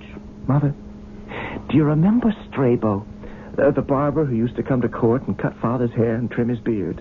That little man who talked so much. Yes. Well, one time he was here chatting away, and he said to Father, "How would you like your hair cut, King Philip?" And Father answered, "In silence." He was a witty man. I'll miss him in so many ways. Yes. Your father knew how to put people down. And build them up. He'd single out the archer whose arrow reached an enemy's heart at the greatest distance. Or he'd congratulate the man who wound the twine of our strongest catapult. Even the woodcarver who cut the spokes for the chariot wheels. I know. Any man dedicated to help Philip in war, he admired. And rewarded. And now it's my turn. Pick up where he left off. Either attack Athens or force them to their knees. How would he have done it? Oh, I thank Zeus. A Philip of Macedon you can never be. I know that. Everyone loved him. I'm thinking of him up there now on Mount Olympus talking to Zeus. You know what Father's probably saying? Alexander. You know, old man, my wife always said that you came down to Macedon one night and sired my son, Alexander. Tell me, Zeus, is there any truth in that? Alexander, that is sacrilegious. If that's what you call emulating your father's wit and sense of humor, you've got a long way to go. Mother, you know that was always a touchy point with him. And as for humor, if Father were here today, he'd ask his arch-enemy Demosthenes to come up from Athens and speak the funeral oration. He would not. Who could do it better? But I wouldn't give that Athenian the satisfaction of knowing Father was dead. Let him wait until the whole world knows Philip has left Macedon forever.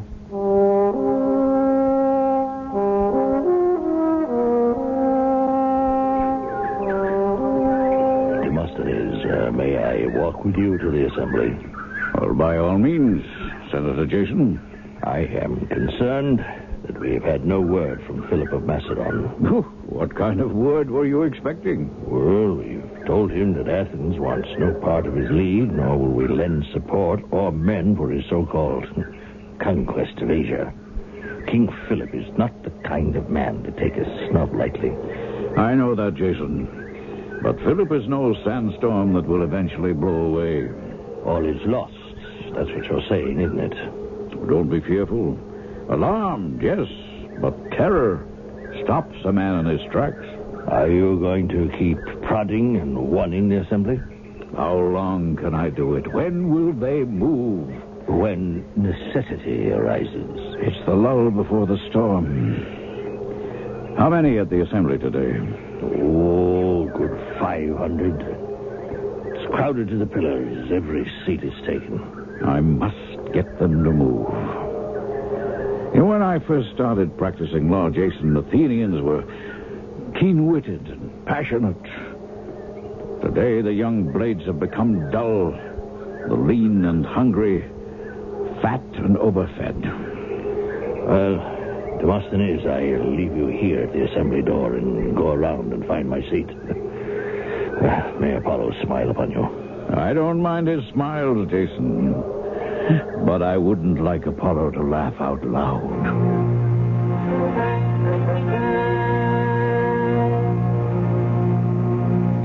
Fellow Athenians, when will you do your duty? When Philip is at our gates?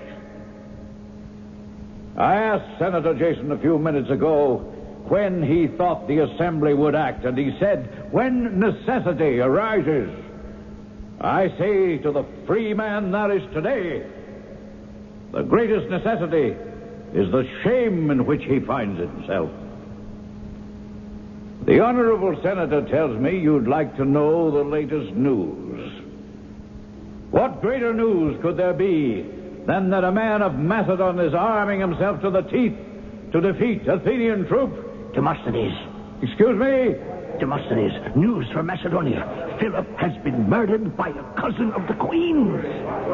Friends, listen to me. The news is King Philip is dead.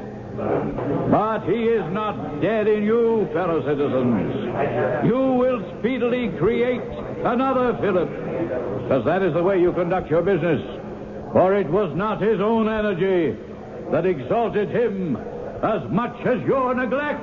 Philip is dead. I ask for respectful quiet. The man was formidable. He deserves our respect.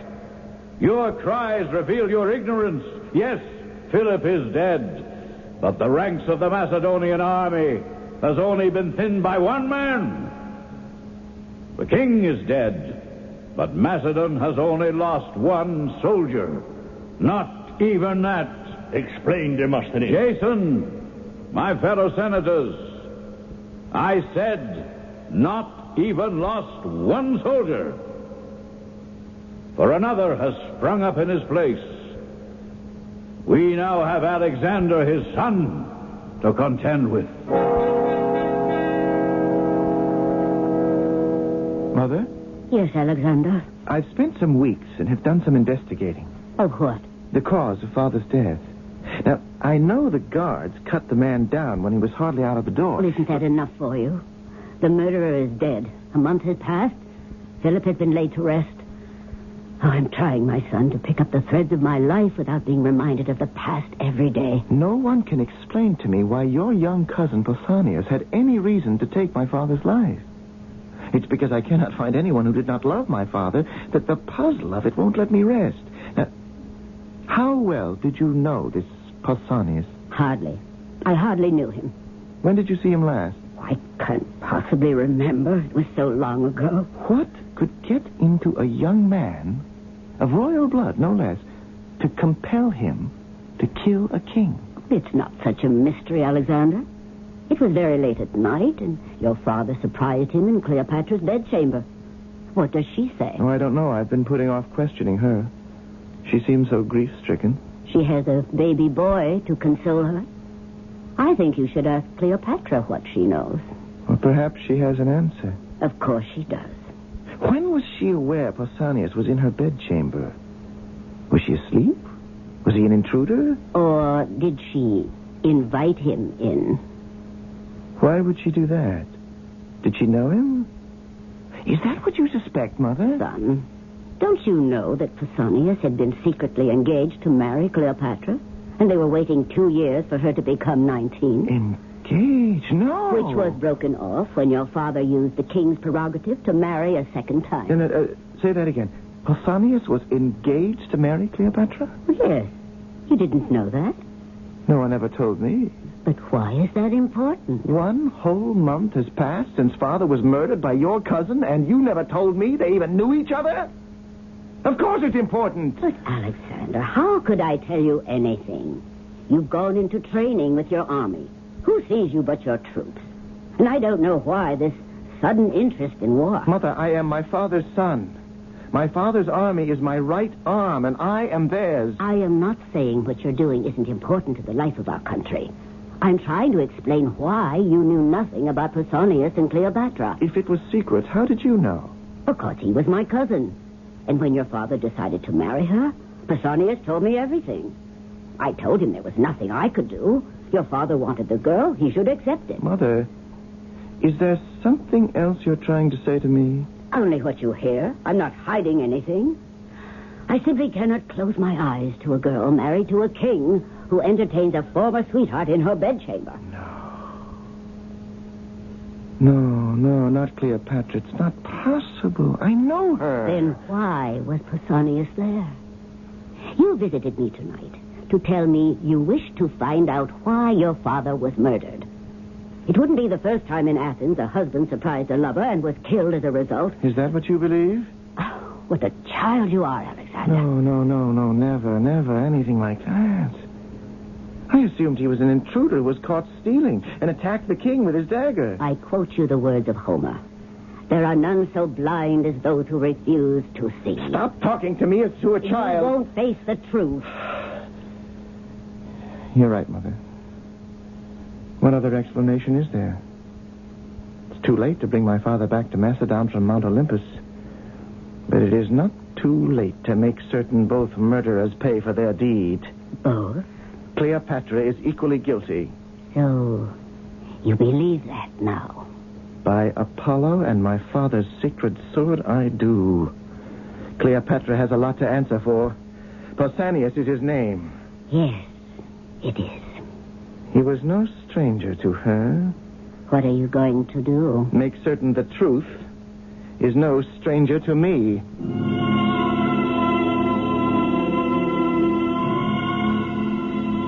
Only in the house of Macedon was there grief at the death of King Philip. The rest of the world rejoiced. In Athens, a garland of flowers was placed upon Demosthenes' head as he delivered an oration praising Pausanias for killing the king. It was thought an end to a chapter of Hellenic life everyone believed was evil. Little did they know the worst was yet to come. I shall return shortly with Act 2.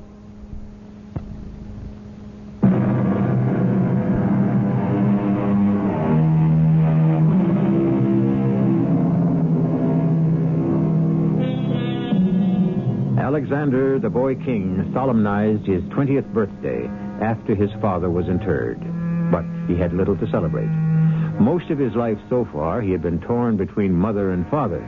But it was towards his father, the king, the extraordinary military man, that Alexander's true affection lay, which is why he was driven to discover the truth of his father's death. Cleopatra? Are we alone? Except for the baby. But he's asleep. I'm glad to see you, Alexander. Are you? You've hardly said 2 words to me since... Since what? Did the words stick in your throat? Since the death of my father, your husband? Oh, I beg your pardon. Not the death, but the murder of your husband. I thought you came here to... What did you think, Cleopatra? Say it. I don't understand you, Alexander. Cleopatra, did you know my father at all? Was it all a game to you? How could you do it? Alexander, if this is why you came here, I ask you to leave. My baby is in the next chamber. If he wakes up, How is your son? Well, my father had 2 sons by 2 women. One of them, at least, should be well and happy. Oh, Alexander, I know how deeply you feel your father's death. Don't speak of it as if he died in his bed of old age. He was cut down by an assassin. Yes, I feel it deeply. Why? Don't you? Stop it. I was here when it happened. You were not. I know that. Was it interesting to see my father murdered by your lover? What did you say? I repeat it. You saw my father murdered by your lover. Lover? We were engaged to be married long before I ever met Philip. Pausanias was no lover of mine. I had no lover. Why don't you believe me? I do, Cleopatra. I'm sorry. I spoke without knowledge. Who told you such a story? Someone. Do I ask too much to know from whom you heard it? My mother told me he was your lover. Why did she say that? It's not true. I was betrothed to Pausanias, yes, but we kept it a secret. How could she have known? And to make up such a vile story. He was my mother's cousin. He must have told her when my father decided to marry you. It's all too much. Your mother, you, a story that reeks of lies. Alexander, you don't know what happened that night. You couldn't begin to imagine the horror of it. My good, sweet friend, Pausanias, visited me. We were children together. And then Suddenly, Philip comes into my room making horrible accusations. My baby is crying. I go to him. I lift him up to comfort him. And Philip goes mad. He beats me and my baby about the face.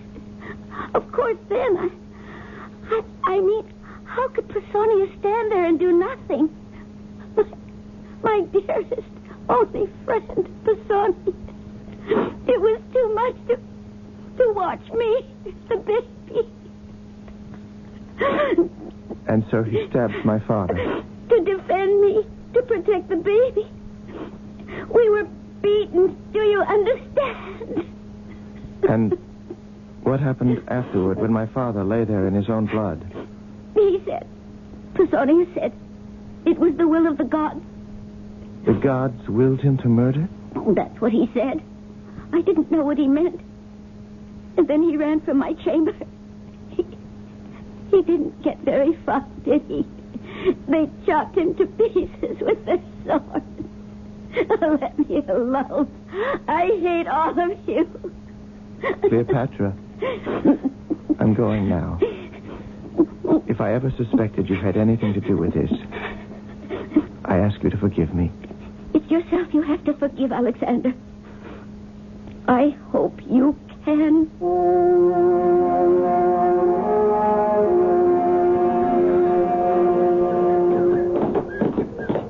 Steady, Bucephalus, steady.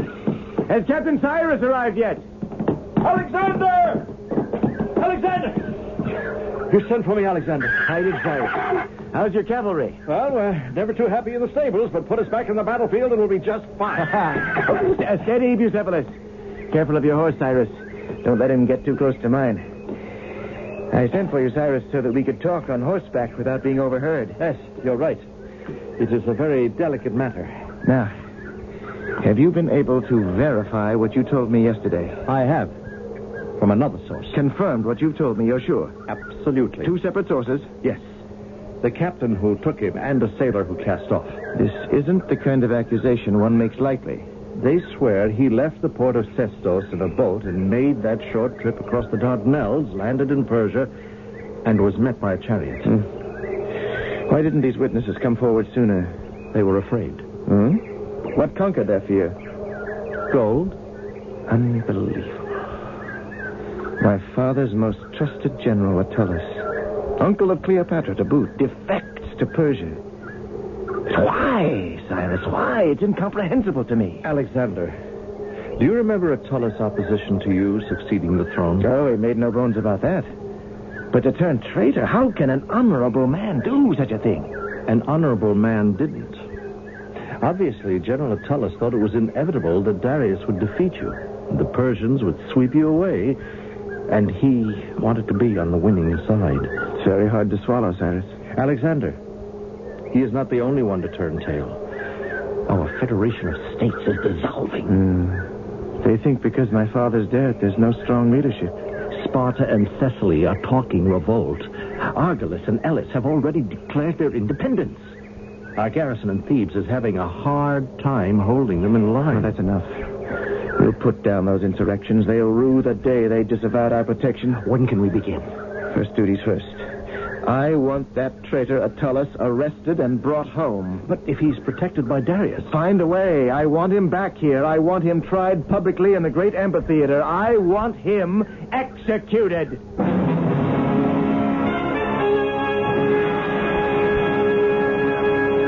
Attalus? Is that all you have to say in your defense? I have nothing to say. Nothing, he says, this great general. Old friend of my father's. New enemy of his homeland. Do you plead guilty? Do you plead innocent? What were you doing in Persepolis when our rescue mission found you? No answer. I'll answer for you. You were in one of the rooms they gave you in that Persian palace, studying a war map you'd stolen from our army, planning how to help the Persians ward off my attack. Isn't that so? Answer, Attalus! I have nothing to say. Attalus, your crime is rank. You have betrayed a trust. Judges, citizens, There can be but one punishment for a man so loosely bound by honor. A man whose hands are unclean, whose arms have embraced the enemy, whose legs have run as fast as they could carry him. Citizens, he has no further use for the limbs and the body he was born with.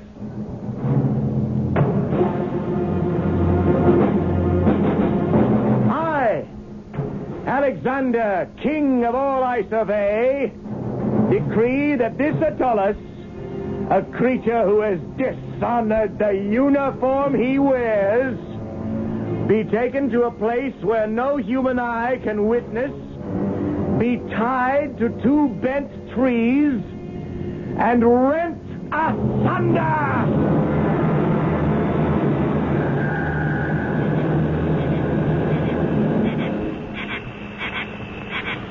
Cyrus. What do you estimate is the strength of the army of Thessaly?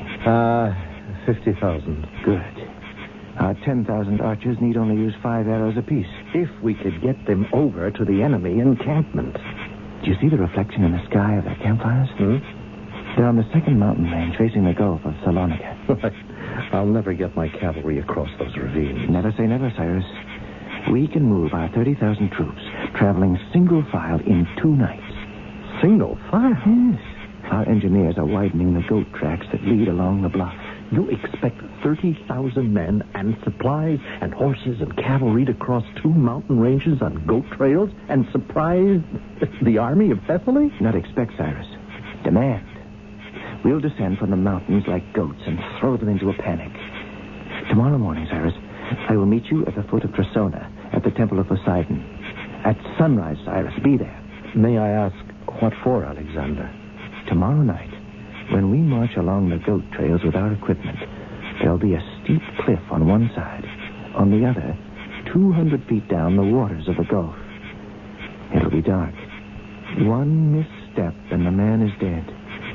Therefore, in the morning, you and I offer prayers and gold to our god of the sea, Poseidon, to keep our men from harm.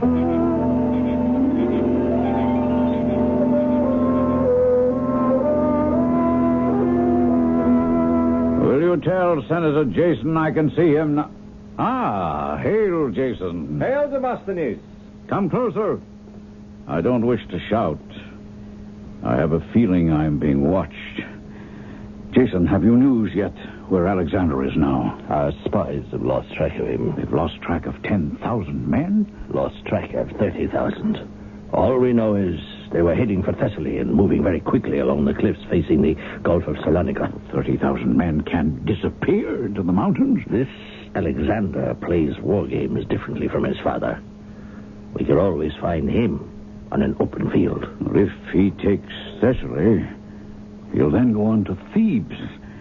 And Thebes is only 2 nights' march from here. Oh, you don't have to convince me he's dangerous. I must go. I'll keep you posted. Don't fail me, Jason. The Assembly regards me as an expert on Alexander. But I'm anything but that. Demosthenes, who is?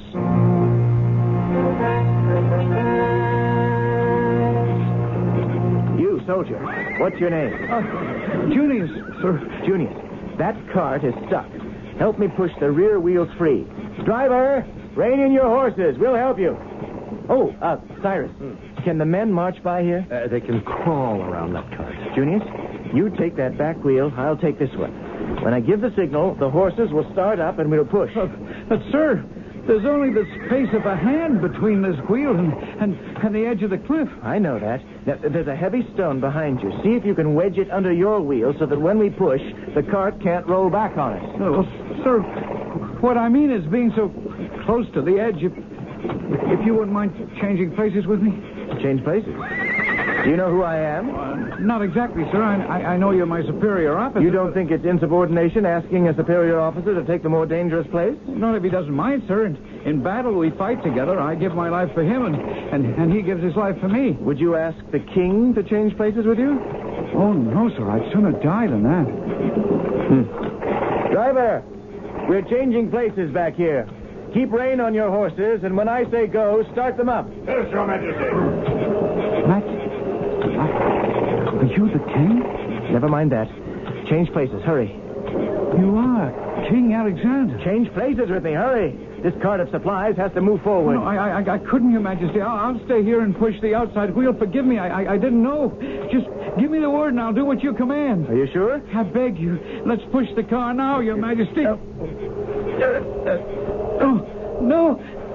I can't. I'm dizzy. I can't.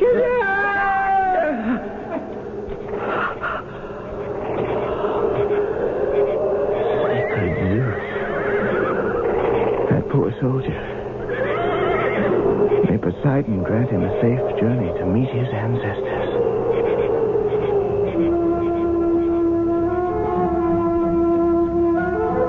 I quote from the famous Athenian Xenophon.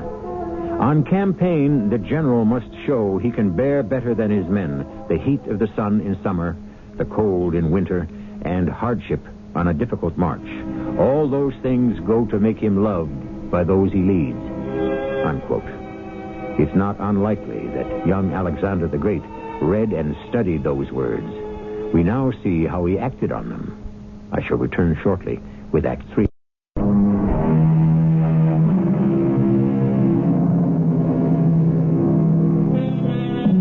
To be brief, the attack on Thessaly, the surprise and panic that followed, came exactly as Alexander planned. Thessaly gave in.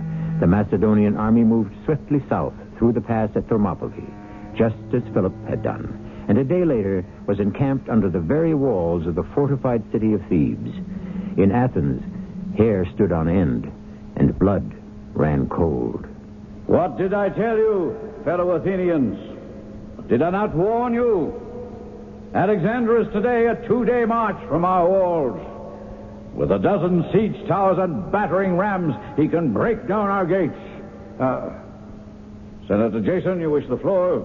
Demosthenes, surely our army is large enough to hold him off. Senator, you are too young to remember how his father fought.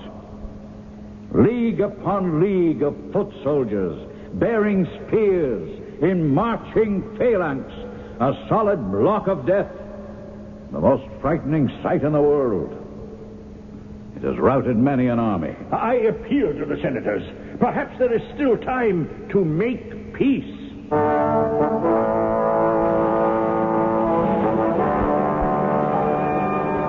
Who is it?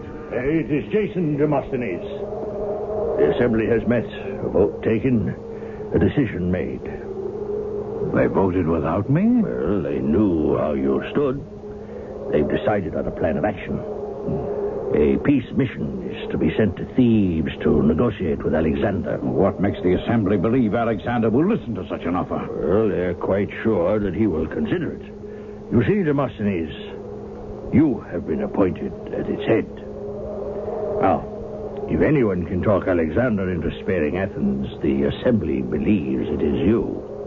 Oh, they picked the wrong man. You disparage your talent. Jason, you've forgotten.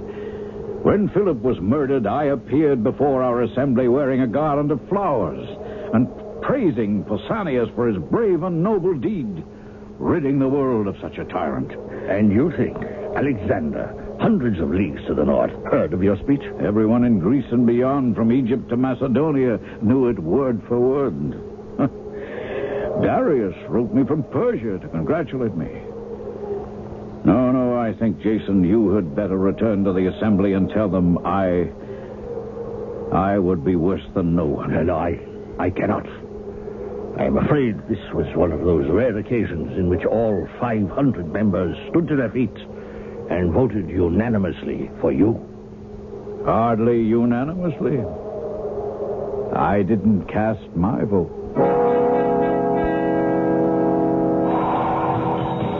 Men of Macedon, I expect all to be in readiness for our attack upon Thebes by the time the cock crows. I will move among you wherever I can be useful. You! Lusolid! Let me feel the edge of that sword you're sharpening. No, not nearly smooth enough. It must be able to cut through leather. This side is rough. Feel it? You there! Supplies! Let me have a look in those amphoras. Why, these jars are half filled with water. Sloppiness and laziness. We'll have none of that. Now, I know a half-filled jar is lighter to carry. Silas! Is that you over there? Come here. Yes, Soldier, our men need all the water we can bring to them, not less. Cyrus, take this man in chains and have him left behind our lines to die. Yes, Alexander. Put it over here. You, Rebellious, fill these amphora to the top. Men's lives depend upon supplies. I don't want anyone to forget that. Ah, yes, this catapult rope looks well braided and strong. Nice work, Pius Olaris. Give it another twist. Now, let me feel that rope. Good. It's not straining. We ought to be able to heave some fine, heavy boulders at Thebes with this. Oh, better yet.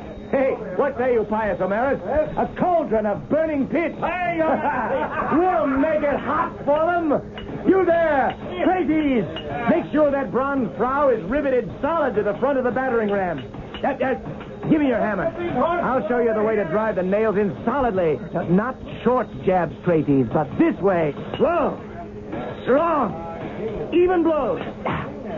Here's your hammer. I shall be around camp again in 3 hours, and I expect our war machine in complete readiness.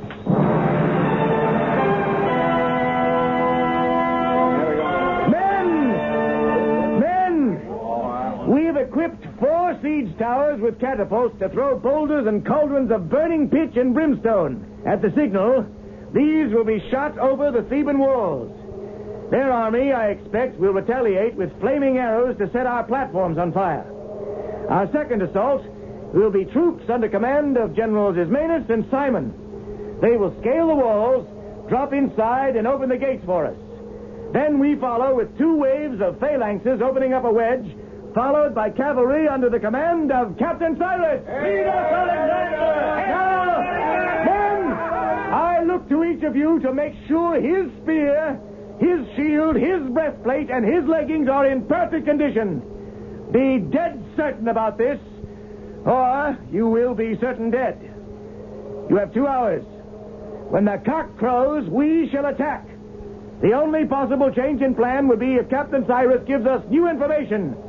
Apollo be with you!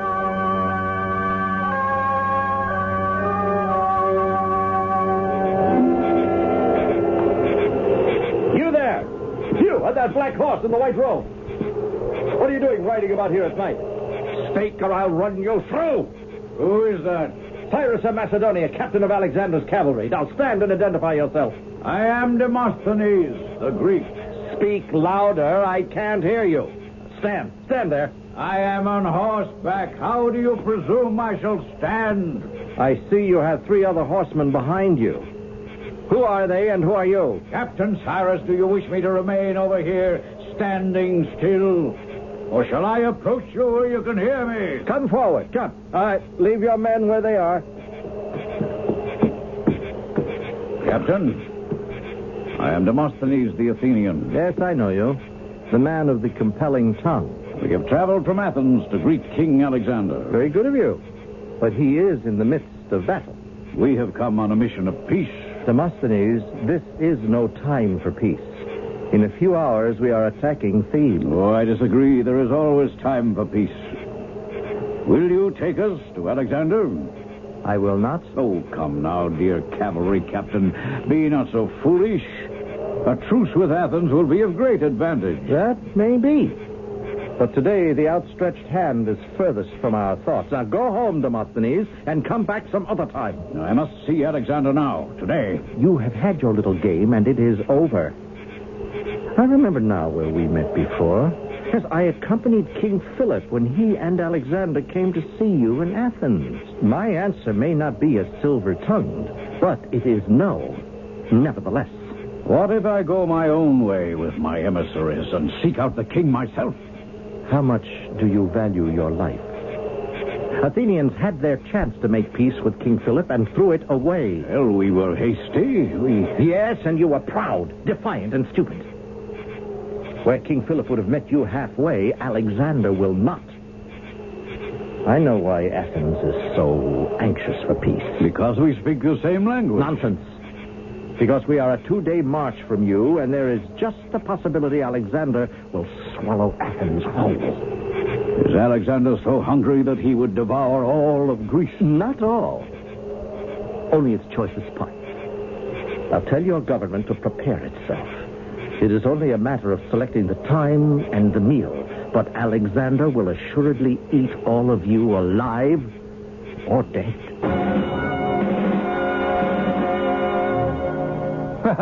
Don't tell me, Cyrus.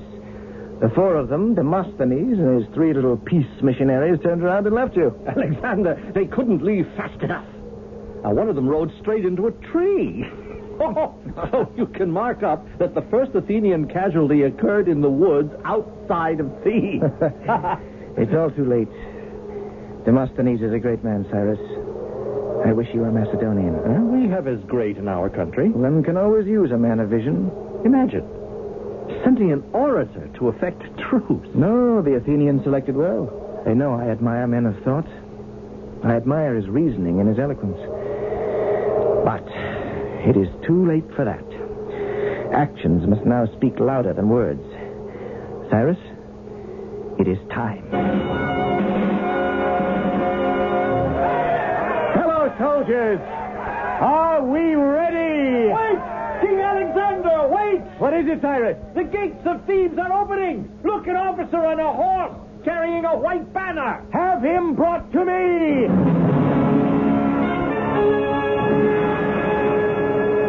Hail, Alexander. Hail to you, General.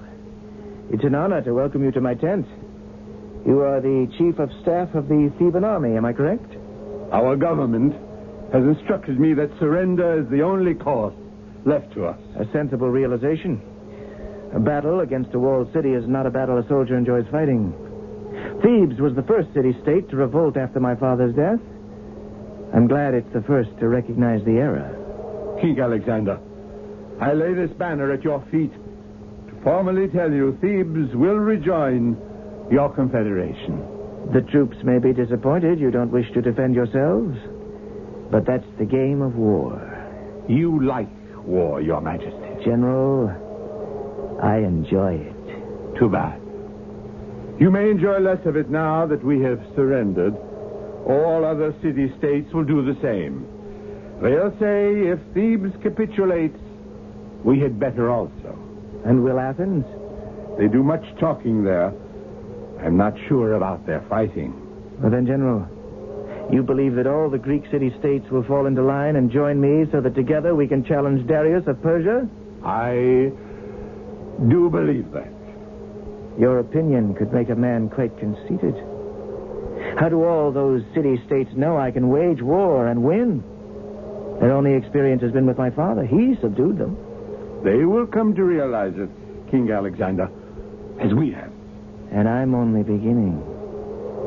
Do you know I've just turned 21? Your Majesty, let me take the wind out of your sails before conceit capsizes you.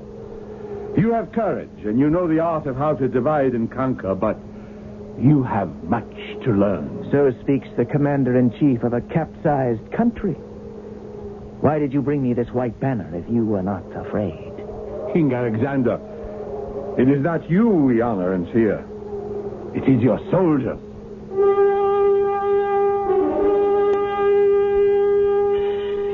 The unfortunate general of Thebes spoke the unvarnished truth. It was not Alexander's extraordinary magnetism that forced the Greek city-states into submission, but the invincible military machine of dedicated and expert soldiers he commanded. As time went on, Alexander improvised, perfected, learned from experience. The day was not far off when he would be acknowledged as Alexander the Great Warrior. I shall return shortly.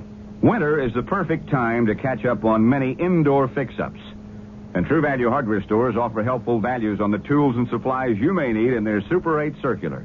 Hi, Pat Summerall to suggest you look there for quality master mechanic tools to do the job right. Plus electrical and plumbing supplies, paint, and more to make home projects easy and economical. Do it yourself, and you'll save with the values featured in the Super 8 circular and at participating True Value hardware stores and home centers. What do doctors recommend to avoid constipation? These days, doctors stress the importance of fiber in the diet. food fiber that helps the system regulate itself naturally.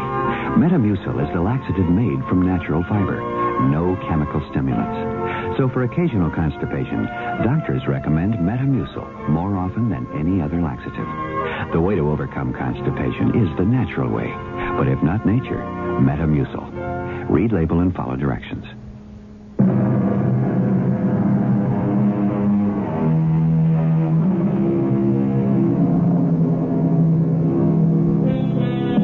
The next in our 5-part legend of Alexander finds him at Delphi consulting the oracle as to the moment to launch an attack on Persia, a country whose army outnumbered Alexander's 100 to 1. One man does not decide lightly or alone whether to commit engagement with death by 1 million men on the battlefields.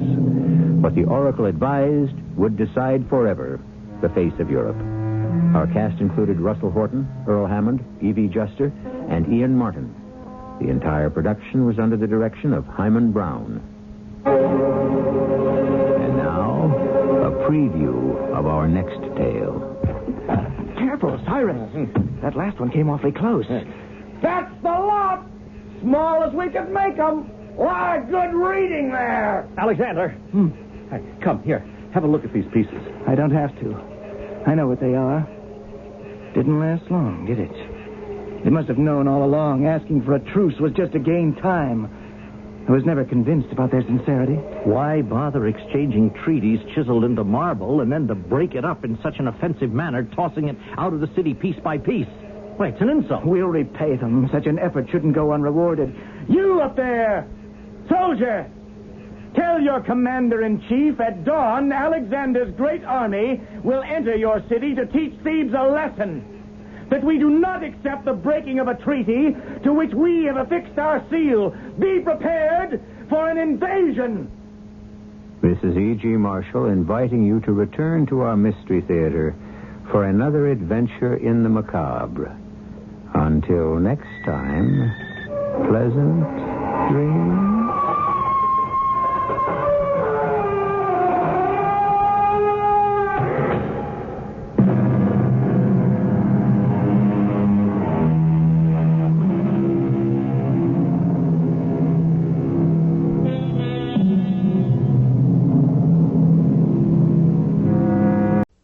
The CBS Radio Mystery Theater presents...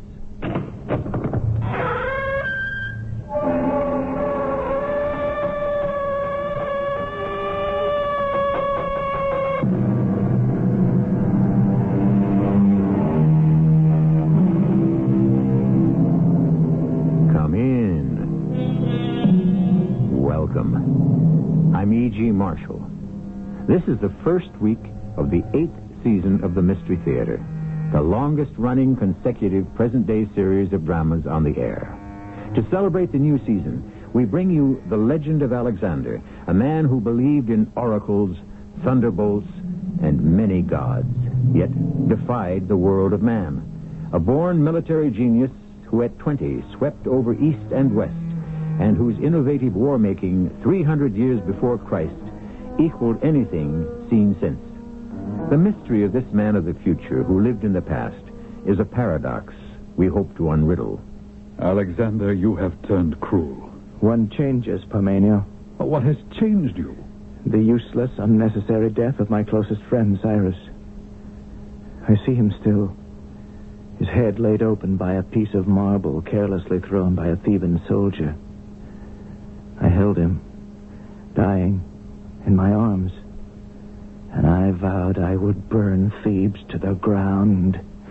And I am.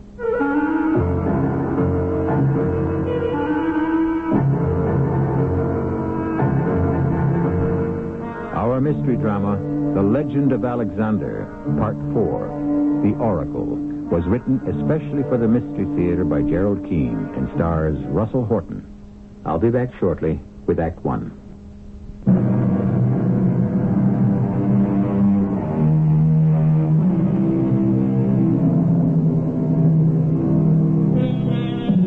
Alexander was a modern young man who could have been a success in any country.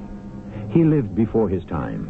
Like all youth through the ages, he was impetuous yet never foolhardy. He was wise enough to ensure the odds were with him, which in those days meant checking in with the Oracle of Delphi. That was the smartest thing you could do. Of course I'll go with you, Alexander. In all my years, you know that I have never been to Delphi or consulted the Oracle? Cyrus, I find that hard to believe. Before you went into the cavalry, when you were a boy, didn't your father take you there? Never. My father consulted the Oracle before every battle. And I'm going to do the same. You're very serious about this, aren't you? It's my religion. Apollo's Oracle is my only contact with the gods. So, you're not going to undertake this mighty war against Persia without Apollo's advice? Oh, it's more than that, Cyrus. I want not only his advice, I want the gods to be on my side. So, you've never been there. It's imperative and frightening. Well, I hope I won't say or do the wrong thing to spoil it for you. Don't you worry about that. You'll be lucky if you can say anything. It's so incredible and shocking to us ordinary mortals. I'm not even sure how I'll take it. Well, I don't think that even Apollo would call you an ordinary mortal, Alexander. Perhaps not. If you count up all those who fought with us and against us in the past year, who are now dead and I'm still alive, perhaps I'm not that ordinary. But since my mortality is something the gods have given me and can take away, I'm asking the Oracle what the future holds. Will I live or die when I invade Persia?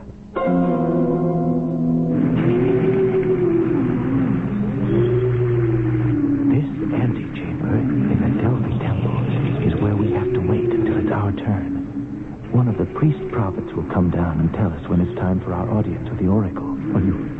You didn't tell me we'd have to stand in a stone chamber underground, Alexander. It's oppressive. There's nowhere to sit. Oh, the priests know I'm coming. We shan't have to wait long. That noise I hear from somewhere above us. What in the name of Zeus is it? That is the Pythia, the high priestess. It is she who communicates with Apollo. A priestess? But if Apollo is to give you advice on when and how to proceed with the invasion of Persia, how are you going to understand what the Oracle is saying? Cyrus, it's all been worked out. Has been for centuries. The priestess is a holy woman who lives in Delphi. A temple priest translates it all. Oh, Cyrus, you do have your offerings of gold, don't you? Oh, yes. All three of them. I tied them under my cape so I wouldn't lose them. Give me one sackful now. Yes. I'll go up these stairs and give the priest my offering. Now, you remain here. Find out how much longer we have to wait our turn. Without windows, it's like being in a tomb down here. So, it's in this chamber where you talk to the Oracle. It's a lot less stuffy than down where we were. I mean, is it all right to talk? I mean, whisper? Or... Oh, yes. The priest told me there was just one petitioner ahead of us, and we can watch from back here. That man who just came in and walked down to the front of the altar, is he? Oh, yes, probably some poor soul who's come for guidance like we have.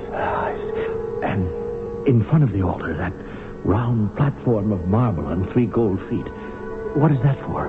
That is where Pythia, the priestess, will sit. How extraordinary. On that. Where is she? Well, she may be in back of that gold screen. And that man who just came in, he's next. And we follow him. Ah, there she is. See? In that long black robe? Yes. I think I recognize her. She's been here since my father's day. Alexander, what is that cloud coming up from the rock at her feet? She's bending over into it. Is the temple on fire? All is as it should be. Those are the vapors from the bowels of the earth. The oracle breathes them in, and it makes her able to talk to Apollo. Alexander, it's hard for me to breathe. It's getting into me. I think I shouldn't stay. Stay. No. Watch the miracle. Yes.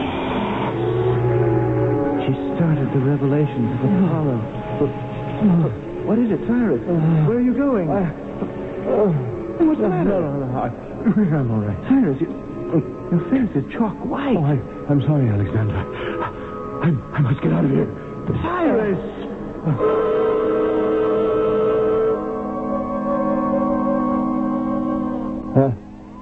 Where am I, Alexander?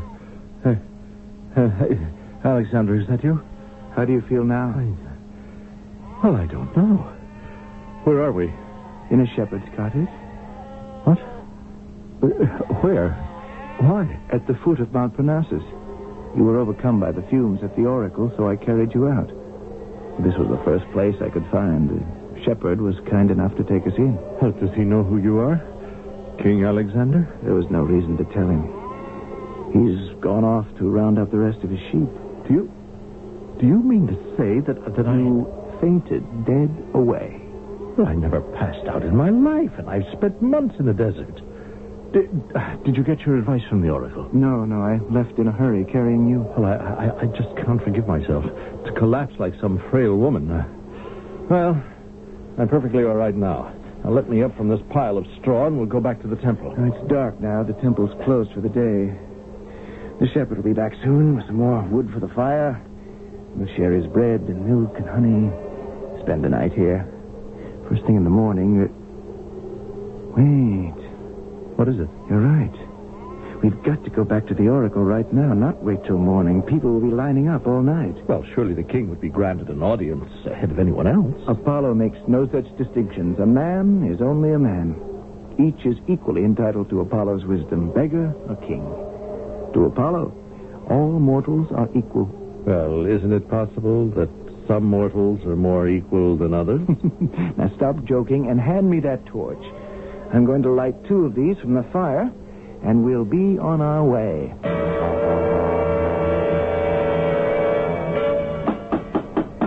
No, away. The Delphic oracle is closed. I know that. I'm Alexander, king of Macedon. I beg you to come to the gates. Did you say King Alexander? Priest, it is the king, and he would speak with you. Let me hold my torch closer. It is the king. What happened to you today, your majesty? Thea was preparing to listen to your pleadings, and you had disappeared. It was my fault. We are here at this late hour to make certain I shall be the first petitioner tomorrow morning. I'm afraid that is impossible. Tomorrow and the 6 tomorrows that follow are forbidden for prophecy. Return in 1 week, and I shall certainly arrange for you to be the first with the oracle. A week? We have no week. A war waits, a lifetime. My father's ambition. We cannot wait a week. Your Majesty, in 7 days, she becomes so exhausted she needs the next 7 days to rest. The vapors which she inhales and inspire her with messages from Apollo could be fatal to her. Certainly dangerous if we didn't close down every other week.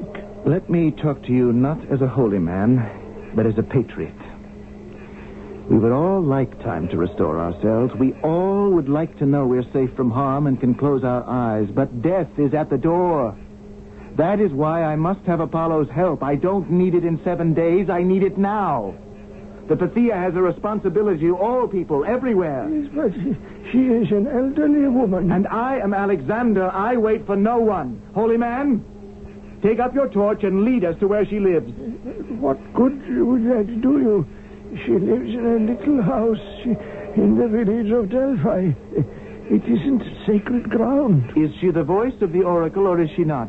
Yes, she is, of course. Then the spirit of Apollo is alive in her always and can answer my questions regardless of what house they come from.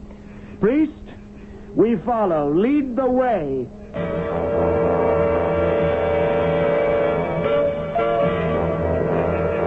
This is the house. But if she sees out of the night 3 men appearing with torches, she may be too frightened to speak. I've been watching you 3 men standing in front of my door talking. Holy man, is that you? Pythia, I must apologize. What are all of you doing here at this hour? I could do nothing to prevent it. What do they want? Pythia, I'm King Alexander. Of Macedonia. I know. And you, beside him, Osiris, chief of Alexander's cavalry. You have come for Apollo's opinion of some matter. But I cannot help you here. I am very tired. So Please go away and arrange with the priest for an audience at a proper place and time. Good Bethia. May we come inside your charming dwelling? No, you may not. It is a hovel unfit for a king. Bethia, you belittle yourself. You're famous throughout the land. Must a king and country wait while a beautiful woman rests to make herself even more beautiful? While a strong and vital woman... Oh, Alexander, you are too much like your father. You don't resemble him, but you have a certain way with you, as did he. Beauty has a way with me. At my age, I appreciate the compliment. But you are wasting your royal breath. Good night. Good night. I'm not giving anybody a private audience, and I am not leaving this house to do it. I don't wish you to leave your gracious house. Oh, come along with you, gracious house. Even your father wouldn't have exaggerated like that. He wouldn't have? It's too much, Alexander. I love flattery, but not when it's ridiculous. This tumble-down shack should have been torn down and repaired years ago. It's drafty, it leaks when it rains. Cyrus, another sack of gold. Give it to this deserving lady so she can have her house fixed up immediately. Now, my dear lady, now that you're assured of constant concern for your well-being, don't you think you might be persuaded to ask Apollo one little question for me? Have pity, dear Bethia, on this poor king whose fate hangs upon your answer. Your fate? Do you really mean that? May the gods strike me dead if I do not. Oh, for heaven's sake, no. Not here. Plutarch observed that from this time forward, Alexander the Great never embarked upon a single campaign without consulting Apollo at Delphi. However, you and I must await my return with Act 2 before we find out what the oracle prophesied.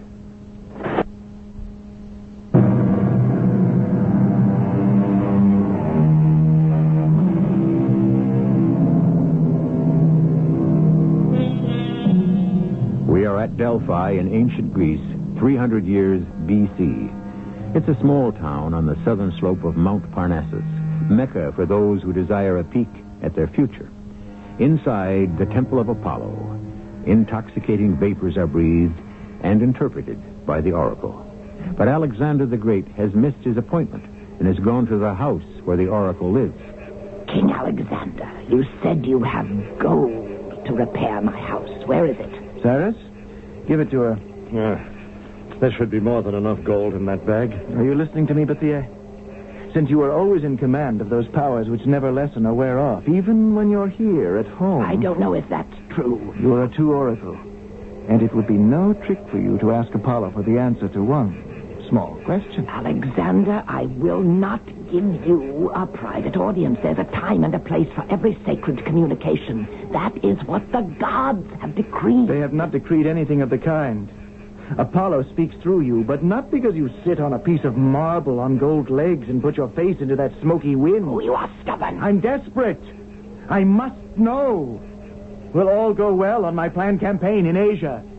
Come back to the oracle at Delphi in a week. I may have an answer for you then. I beg you. Commune with Apollo, even as you stand here under his lantern, the moon. Reveal to me what success I can expect from my invasion of Persia. My son, you are tireless, persistent, obstinate. What of Persia? Alexander, you are invincible.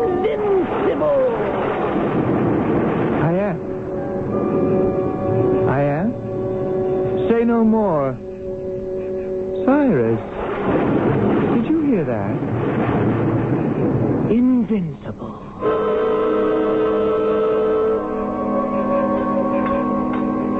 Alexander, those Theban soldiers up there on the walls, what are they up to? They've been warned. We were on our way.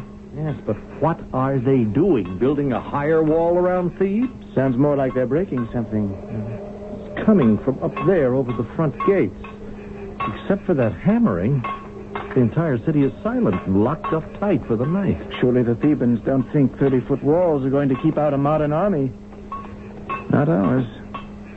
But then Thebes' big trouble was always not thinking ahead. Yeah, it's like announcing to the world they were breaking their treaty with us. To let Demosthenes of Athens influence them to tell us to go to Hades. Why didn't we advance on Athens first? They always made trouble.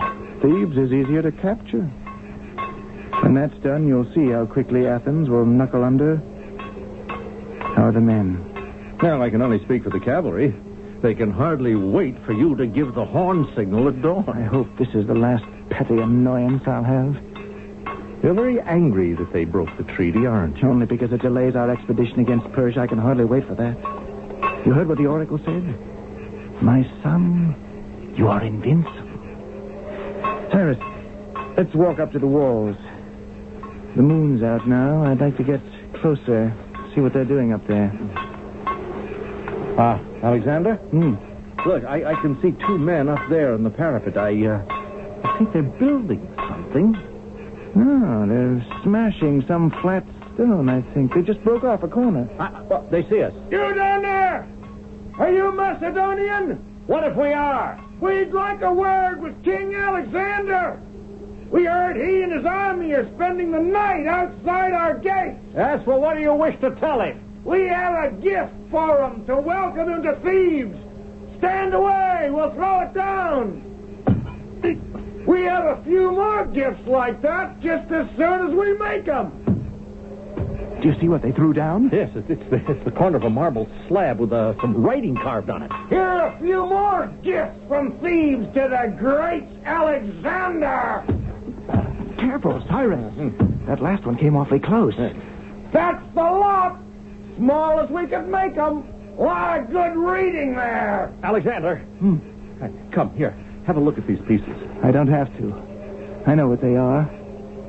Didn't last long, did it? They must have known all along asking for a truce was just to gain time. I was never convinced about their sincerity. Why bother exchanging treaties chiseled into marble and then to break it up in such an offensive manner, tossing it out of the city piece by piece? Why, it's an insult. We'll repay them. Such an effort shouldn't go unrewarded. You up there, soldier, tell your commander-in-chief at dawn Alexander's great army will enter your city to teach Thebes a lesson. That we do not accept the breaking of a treaty to which we have affixed our seal. Be prepared for an invasion. Invade away, Macedonians. Here's one piece of your treaty we forgot to send down to you. Here it comes. Catch it if you care to. Cyrus! Alexander! Cyrus!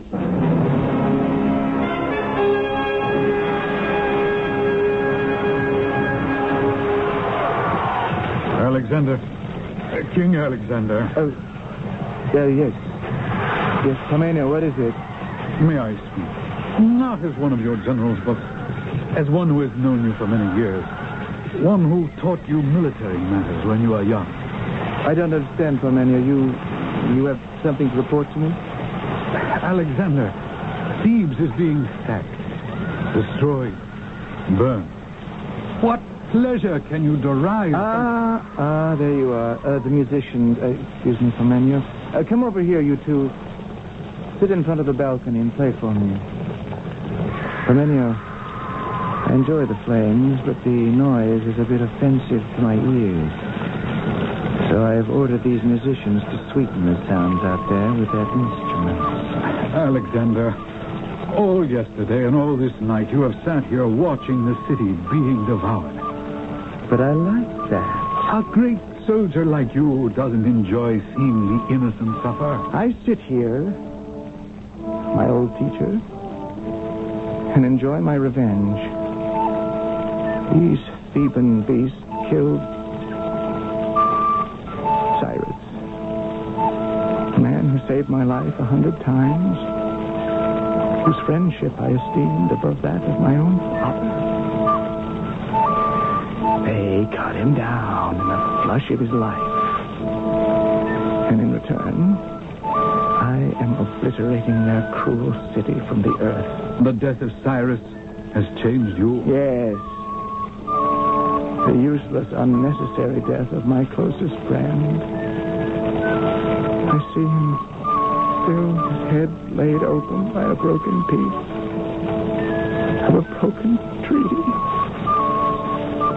I held them, dying in my arms, and I vowed I would burn their city to the ground. Alexander, I beg you. Can I not persuade you to leave off watching this Holocaust? Parmenio, I think you've said as much as I care to hear. Then let me tell you what will please you. The emissaries we expected have arrived. From Athens? Parmenio, that is news. They came, helmet in hand. Bowing and scraping. They ask forgiveness for goading Thebes to a revolt. They will agree to any terms. Any suggestions? We should certainly insist that Athens banish those who are behind the rebellion. Well, there is one other problem which only you can solve. Some of our soldiers last night broke into the house of Timoclea. Do I know the lady? Our captain led a raiding party, entered the lady's house, and met his death at her hand. She killed a captain? In a rather cruel fashion. She has been apprehended and brought to me. So, deal with her.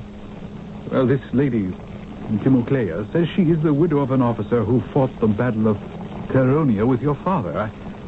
I thought you would like to see her. I haven't time for that. Her husband fought for the liberation of Greece. I heard you the first time. Alexander, haven't you always prided yourself in respecting vanquished and victors as human beings? You've never been one who saw people as oxen to be led to slaughter. Parmenio, you're a wise old bird. If I didn't know you're not a man of two faces, I'd say you're trying to make me feel ashamed. Well, I would never criticize the decisions of my commander-in-chief. Have the lady brought to my command tent. And, General Parmenio...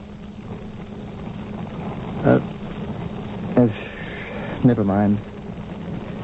It's all right, I'll survive. My dear boy. What would my father have done? Oh, forgive me, I'm heartsick over the loss of my friend.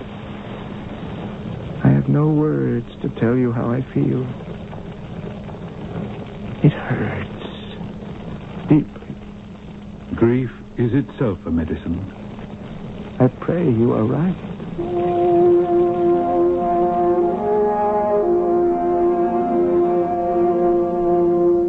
Your Majesty, this is the lady. Your name is Timoclea, madam? And you are the king who has done this to Thebes? I have a son older than you, if he's still alive. I am charged with the murder of a captain in your army. Not a Macedonian, we understand. A Thracian who fought with us. May I speak to you alone, Your Majesty? Certainly. General? I shall be outside, Your Majesty. Where shall I begin? This is very difficult for me. I don't expect mercy from those who would destroy, as you have destroyed. So now you have joined our ranks. There's blood on your hands also. Yes, and I'm glad of it. He deserved to die. Now you begin to understand why we came to Thebes. We, too, believed your city deserved to die. You believed? Thebes wished to make her own alliance with Athens, and you punished her. Thebes gave her word and broke her promise. You have the courage to speak to us like this. Do I have any more to lose than I have lost already? We hope not. Relate what happened. You asked me to tell everything? If you wish your life to be spared. And you are the Chief Justice? In the absence of a higher judge, we are.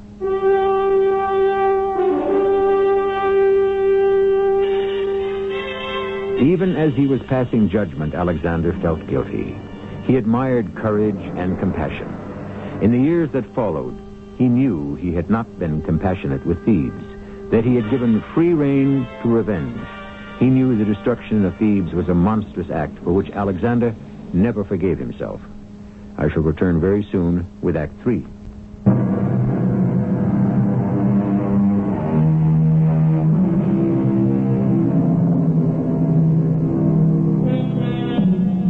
Thebes is burning, put to the torch by Alexander the Great as answer to a broken treaty. His arch-Athenian enemy, the orator Demosthenes, had persuaded the Thebans to repudiate their friendship with Macedonia and throw in their lot with Athens. Our curtain rises as a noble Theban woman, Timoclea, stands before Alexander, accused of murder and awaiting sentence. Timoclea, speak of the killing you're accused of. Last night, some Thracian soldiers broke into my house. The captain took me and used violence with me. Do you mind? It's difficult for me to speak of this. May we have a cup of wine brought to you to calm your spirits? No, thank you. I can manage. After having satisfied his lust, this wild beast asked me if I had any money concealed on the premises. I said I did, and I bade him follow me into the garden. There's a well in the garden, which I showed him. And I said to him, when the foreign troops took over the city and were beginning to burn it, "Oh, King Alexander, why did you have to destroy our beautiful city? Why?" General Parmenio, would you come here? What can I do, Your Majesty? One can do nothing for this lady. She seems to have lost sight of who is the accuser and who is the accused. You are like your father, King Alexander. Not at all. He had many friends. We do not. He had a great heart. Ours is hard.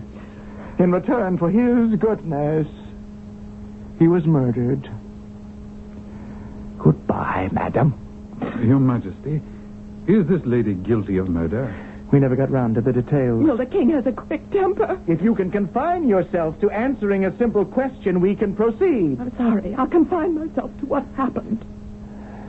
Madam, you were saying? I showed this captain the well where I said I had thrown all my valuables. And he bent down and looked in to see, and I said to him, no, you have to look further. It's a deep well. And so he climbed up on top to have a closer look.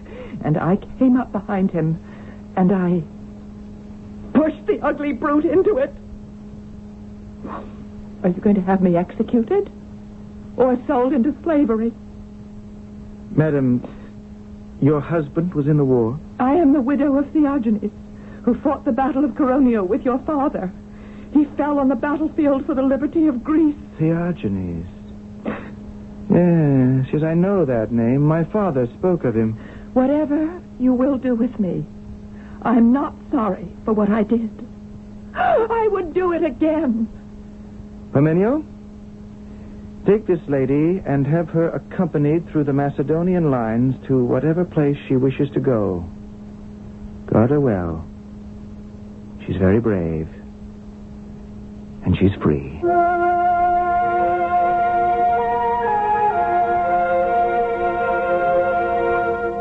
Parmenio, do you know what month it is? Well, it is March. And how old I am? 22. If we don't begin our campaign against Asia in 1 month, we'll have to wait another year. Well, April will still give us enough time. It's only 100 leagues on the west road to Cetos. And from there, only the Hellespont separates Macedonia from Persia. In a night and a day, we can get our 30,000 troops, 5,000 cavalry, and the siege towers across. I don't doubt that. The triremes are built. We've that fleet from Athens. And the men are as ready as they'll ever be. But the problem is, a month will come and a month will go, and we shall all still be right here rotting in Pella. All that is who remain. Well, I'm confused. All the soldiers who haven't given up and deserted. Well, why would they do that? Because since the new moon, they've not been paid. And because there's no money. None. No money for the campaign against Persia. Well, how can that be? I've seen gold by the cartload arriving at Pella after every expedition of your father. Years gone by, yes. But since he died, no tribute has been exacted. Everything has been spent. My own purse is empty. The treasury is empty. Parmenio, can you find me the money I need? You inherited nothing from Philip. Where did the money go? You and I have unsheathed the sword together many times, and the spoils of war must have amounted to at least 10,000 gold talents. Why isn't there enough left for the campaign against Persia? What about the land, the farms, the royal estates? In 2.5 years, I've given all of it away. Well, to whom? Friends, supporters of my cause, those who believed in me. What did you keep for yourself? Hope. You're a very young man. I can see that. What is the least amount that will hold the army together until we take our first city in Persia? Another 500 talents. Can you get them? Well, I can try. If only you could. How much of it would you want for yourself? None of it. I'll share one thing with you, though. What's that? What you are keeping for yourself. Hope.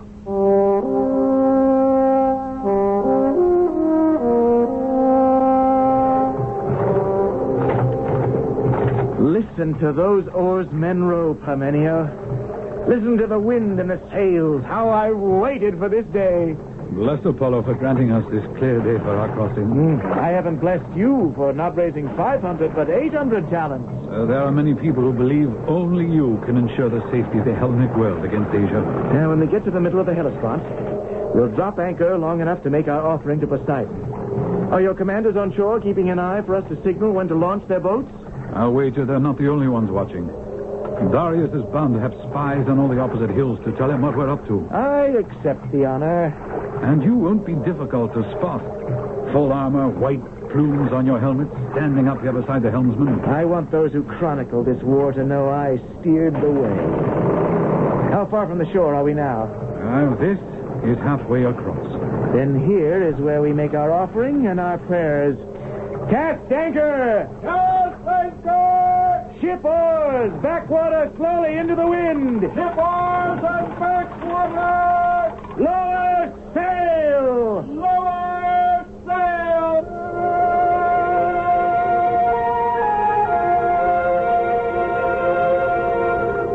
Alexander, why do you feel compelled to invade Persia? Do you remember asking me what I had inherited from my father? Little enough you said on that balance sheet. I think I left out my most important inheritance. War against Persia. I'm going to make my father's dream come true. To liberate all the Greek cities under Persian rule. He wanted all Greek cities to be united as one, for we speak a common language. I see. Philip of Macedon's dream. I shall make it Darius of Persia's nightmare.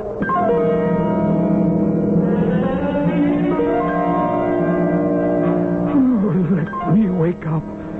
I am Darius of Persia. Why can I not rest? Every night I see his men advancing. Battle after battle, we are pushed back. Oh, must I dream this over and over again? Alexander's cavalry. Look at them. A wave of spears. Oh, run. They are overwhelming us.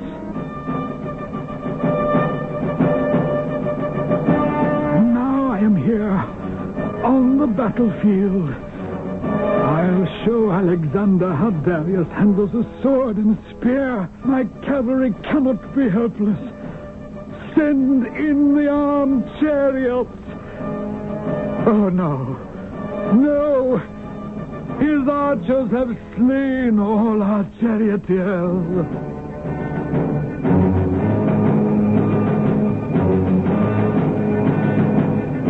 All is lost.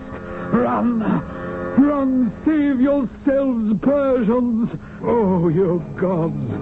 You have deserted Darius. It is the end. I am no longer Darius.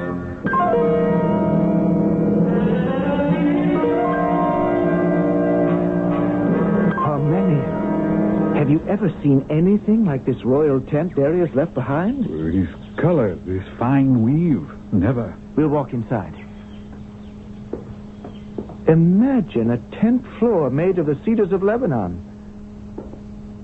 This chair, inlaid. That must be ivory. Gold and silver cups, gold platters. Think of it. Darius ate from gold platters on the battlefield. Over here, Alexander. Have you ever seen such a bath? A gold bathtub 50 leagues from Persepolis? All these things he took with him. And here, a throne. Now I know what it means to be king of Persia. Wherever he's hiding now, it's not like this. Excuse me, Alexander. I see a messenger at the tent opening. Give it to me. You may go. Yes, General. A message from Darius. Already? He couldn't be far. What does he say? Well, I don't believe this, Alexander. Do you know there are women in some of those tents behind us? And Darius writes that he has left his wife and mother, 2 young daughters, and a 6-year-old boy. Here.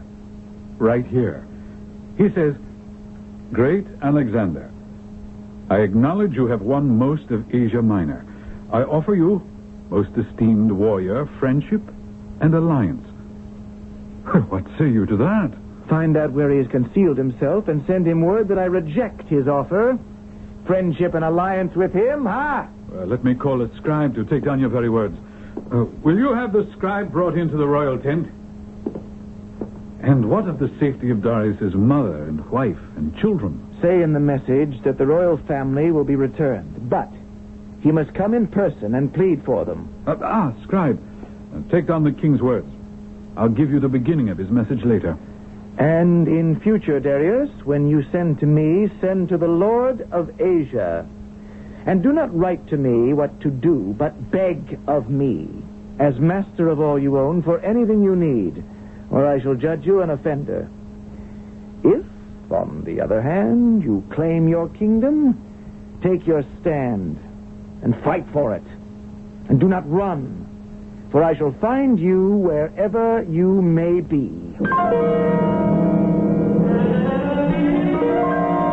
Do not run from me. Take your stand and fight for your kingdom. I shall find you wherever you may be. Oh, we cannot stay here. It is not safe. Groom, another horse. Get me one that will take me as far as the Euphrates. Once I'm across it, I shall be safe from Alexander.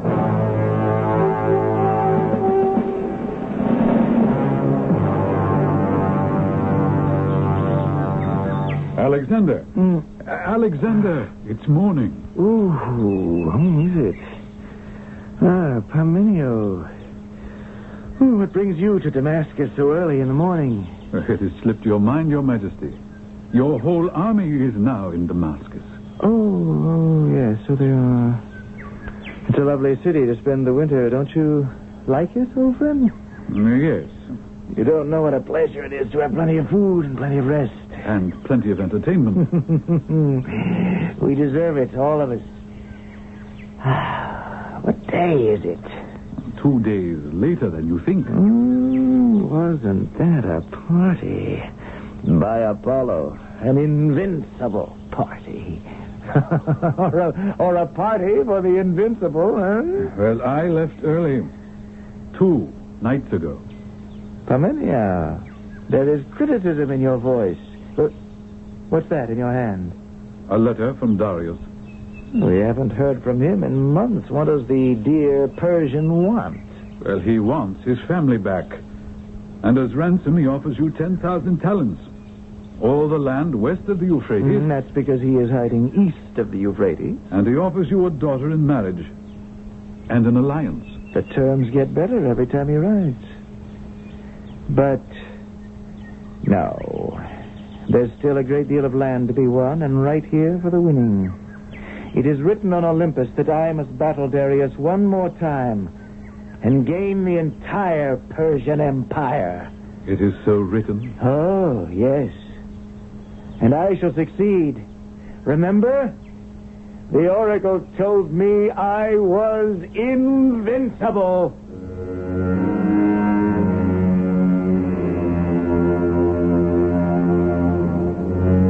That Alexander the Great, now 23, was a complex man is evident. Was it only to gain more land that drove him across continents? Why was he so single-minded? For his father? And were the spoils of war beginning to undermine the man? His soldiers relaxing with wine and dalliance, each with his golden plunder, would they willingly abandon peace for war? For what? I shall return shortly. Hi, Pat Summerall to say that if you want relief from sore muscles and dry winter air, follow this prescription from True Value Hardware Stores. To soothe aching muscles, apply moist or dry heat with a Northern heating pad, just $9.88. For relief from dry winter air, get a Northern Cool Spray Humidifier for $9.98. It holds a gallon of water and runs all night on one filling. Relief is on the way with a Northern heating pad or a Cool Spray Humidifier from your participating True Value Hardware Store or home center. And tell them Pat Summerall sent you. What do doctors recommend to avoid constipation? These days, doctors stress the importance of fiber in the diet. Food fiber that helps the system regulate itself naturally. Metamucil is the laxative made from natural fiber. No chemical stimulants. So for occasional constipation, doctors recommend Metamucil more often than any other laxative. The way to overcome constipation is the natural way. But if not nature, Metamucil. Read label and follow directions. If you use a long-lasting nasal spray, you ought to check the package. If it has a big 12 on it, you're getting the longest-lasting relief you can get. You're using Duration nasal spray. Duration is different because Duration has the longest-lasting nasal decongestant. So Duration gives you up to 12 hours of relief. That's up to 2 to 4 hours longer relief than most other long-lasting nasal sprays. Look for the nasal spray with the big 12 on it. Duration. The proof is on the package. The package with the big 12 on it. For occasional use only as directed. Bob Hope here for USO. He's 20, in the Army, married and assigned far from home. At 18, she's in the Navy and stationed in a country where she can't speak the language. They're the kids next door, down the street. Perhaps your own son or daughter. You can't be there to help, but the USO can worldwide. USO helps with their personal emergencies, housing needs, understanding their new area, and even providing a glimpse of back home. Why? Because thousands of USO volunteers care. USO.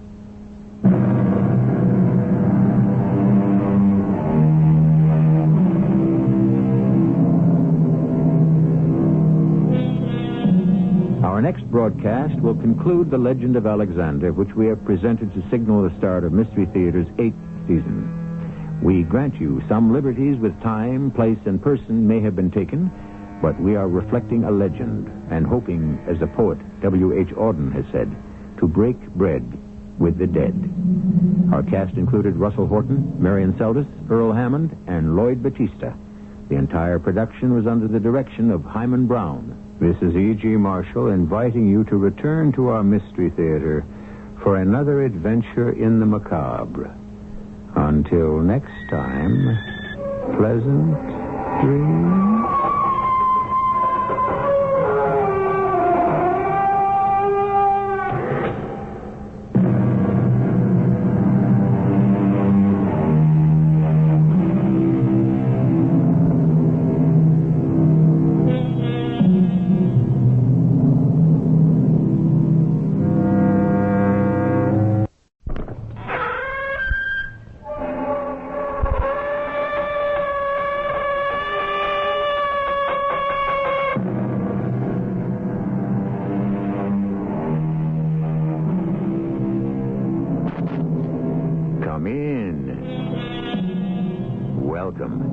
I'm E.G. Marshall.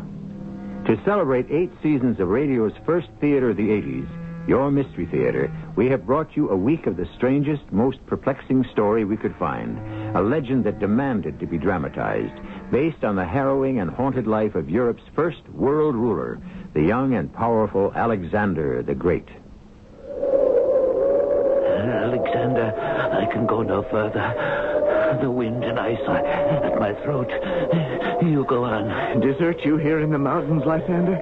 I need you. You need me. Unity is what I'm fighting for. The army needs you more, Alexander. Forget me. I'm no use to you anymore. You've led our troops through all these mountains.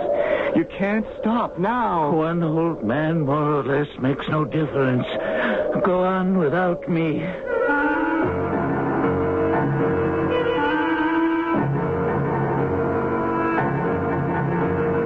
Our mystery drama, The Legend of Alexander, Part 5, The Legend Begins, was written especially for the Mystery Theater by Gerald Keane and stars Russell Horton. It is sponsored in part by True Value Hardware Stores. I'll be back shortly with Act 1.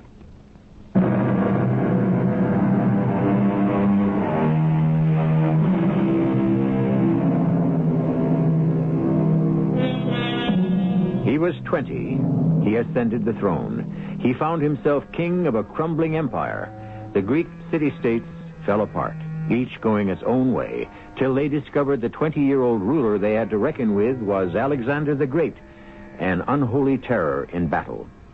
Speed and surprise, his chief weapons. Starting with Greece, then as far north as modern Bucharest, crossing the Danube, through Serbia, then south in a final conquest of Persia.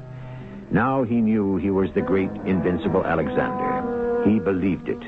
What he did not know was power corrupts, and absolute power corrupts absolutely. What did I tell you, General Parmenio? There are none so clever or so strong that can defeat me. It would seem, Alexander, that Darius and the Persian army are no longer a threat to anyone. A threat? Persia is now our slave. Divide and conquer. My father taught me that. It's been the secret of Alexander's strength. Here, I'll show you. Are there any sticks about? Sticks? What kind of stick? Plain, ordinary wooden sticks. Kindling tree branches. Here? In Darius's palace? Gold and silver sticks, yes, probably. But not wood. What kind of an answer is that to your king? You, over there, slave. Yes, King Alexander? I want some wooden sticks. 30 at least. Bring them. Small branches, twigs. Chop down a tree if you have to. Yes, Your Majesty. Tell me, slave, you have been in the employ of King Darius when he ruled this land in the royal court? I have served here all my life. I observe that since Darius has escaped our army, it has been your duty to manage the palace, and you announce each meal by the ringing of a bell. It has always been the custom. I know all about that. But we of Macedon do not eat as your former masters did at such time as it pleases the cook to prepare food. We eat 3 times a day and on time. It is now 2 hours past sunset, and I wish my meal. I wish it now. King Alexander, be assured in the future I will not lose track of the time. Be assured if you do, you will lose track of your head. Your Majesty, I go instantly to obey. And don't forget the twigs. Alexander, why do you attack that poor man? He cannot defend himself. Are all Persians as stupid as he? Why are you so angry? You, a monarch. You should not raise your voice over such trivial matters as meals and twigs. It is beneath you.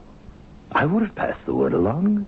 Parmenio, are you scolding me? You may be only 25 years old now, Alexander, but it was I, Parmenio, who put you on your first horse when you were 5.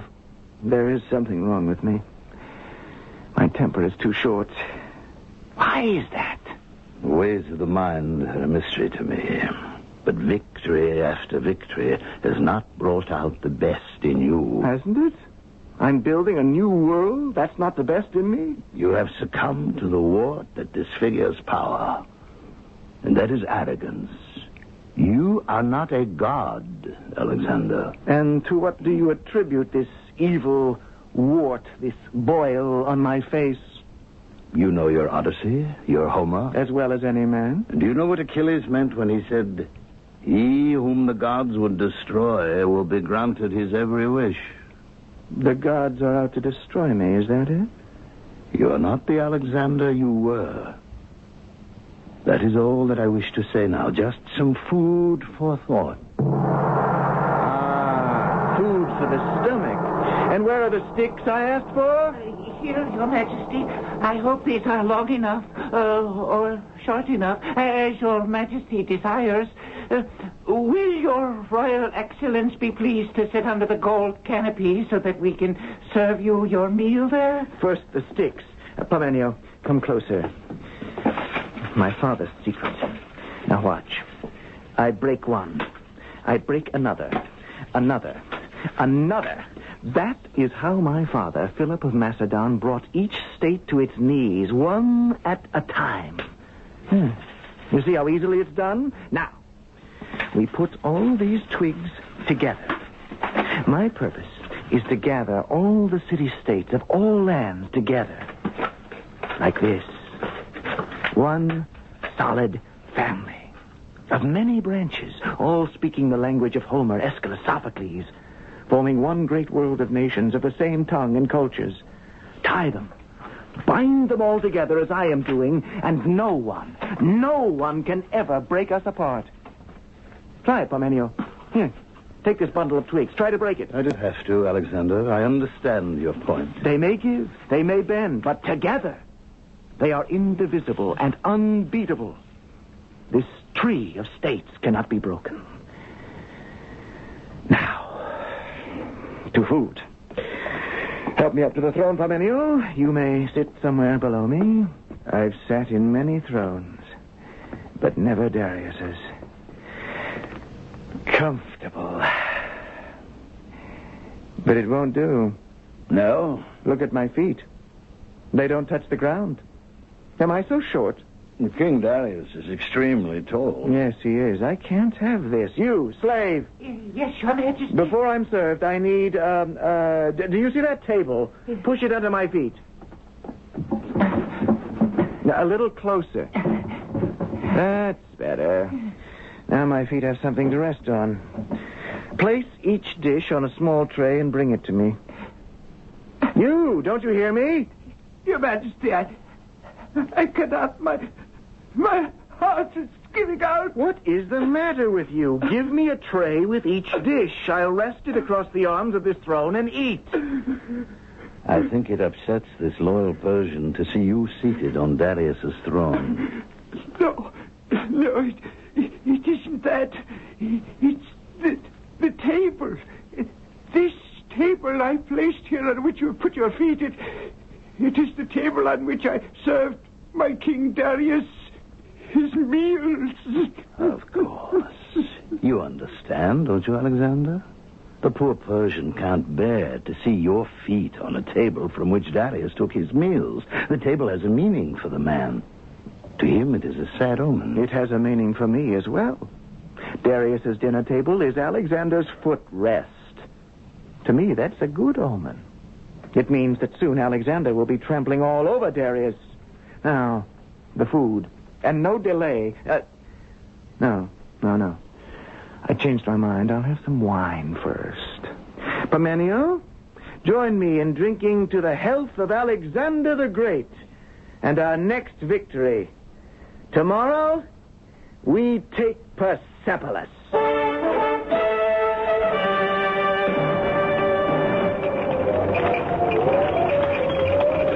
Alexander, are you in the tent? Yes, I am. Parmenio. Yes. I'm half frozen. Join us. Hurry up. I'll close that tent flap. We'll have all our maps blown to the ground. Where have you been? We thought you'd never get here. You went on foot. It's the fastest way. Our horses travel very slowly in deep snow. Many lost? 100, then I stopped counting. Alexander, how much longer are we going on with this forced march over the mountains? Until we reach Persepolis. Darius's main city, his biggest palace is there. Turning into a fierce blizzard. You want us to pitch camp at Rhodus? Why are the troops so slow? Lysander and I have been here for 3 hours. They're doing their best. They're not used to freezing weather. Give them credit, Alexander. Nobody's moving thousands of men across mountains by wishing. But it can be done by will. Look at this old man. He has the will. Lysander, wake up. Parmenio is here. Hail, Parmenio. Hail, Lysander. You did good work on the roads. I'm sorry our engineers couldn't clear it better. But as soon as they'd push the snow from the road, it would drift right back. Did you have any trouble with the mountain tribesmen? We lost many men. Alexander, the troops are exhausted. Some of them are marching without shoes. Most do not have the right kind of clothing against the cold. And even if we do get to Persepolis by morning... What do you mean, if? There is no if. Parmenio, you may leave my tent now. Try to understand. No ifs, no rests, no stopping. I am not resting until Greek law and art and life are everywhere. Everywhere. Your kingdom is to be everywhere? Parmenio, when we are in Persepolis. And when Darius is found and chained, you and I will have a long talk about the Empire. I don't think you understand. The Empire is made up of people, not one man with one idea. Our civilization is superior to all civilizations, and I will march, and I will battle until it is everywhere, not as a dream, but as a fact. Lysander, let me see that map again. The three of us can decide the quickest route for the army. We'll send supplies and the siege train this way, across here. Cavalry that way. It's not quite as steep. What do you say, Parmenio? Nothing. And we'll have the main troops continue straight on as they're doing. Lysander and I will catch up with them, get ahead, and mark the trail, right? Right, Your Majesty. Did you hear that, Parmenio? Lysander has 20 years on you. He's older by 20 years. And when I say, shall we go ahead, does he say, I wish to rest, I'm tired? Lysander's an extraordinary man, and we need him. He is the star who guides our ship. But do not push him too far, Alexander.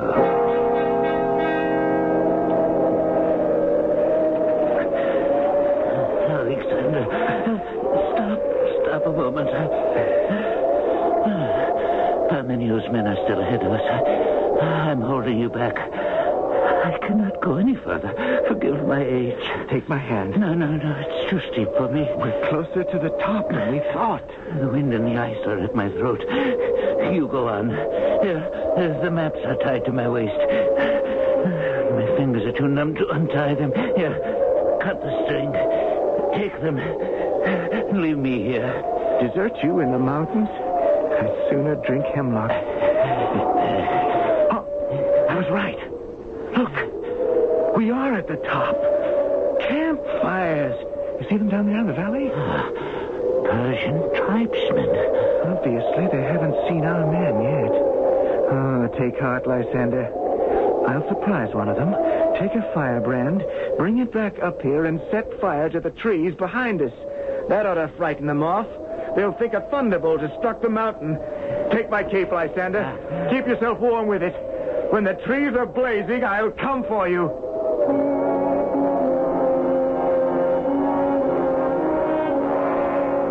What a strange fusion of tempers and talents he was, this Alexander. Only 25 years old, yet a visionary who brooked no interference. And yet, for all that, still a humane man who deeply cared for his fellow man. I shall return shortly with Act 2.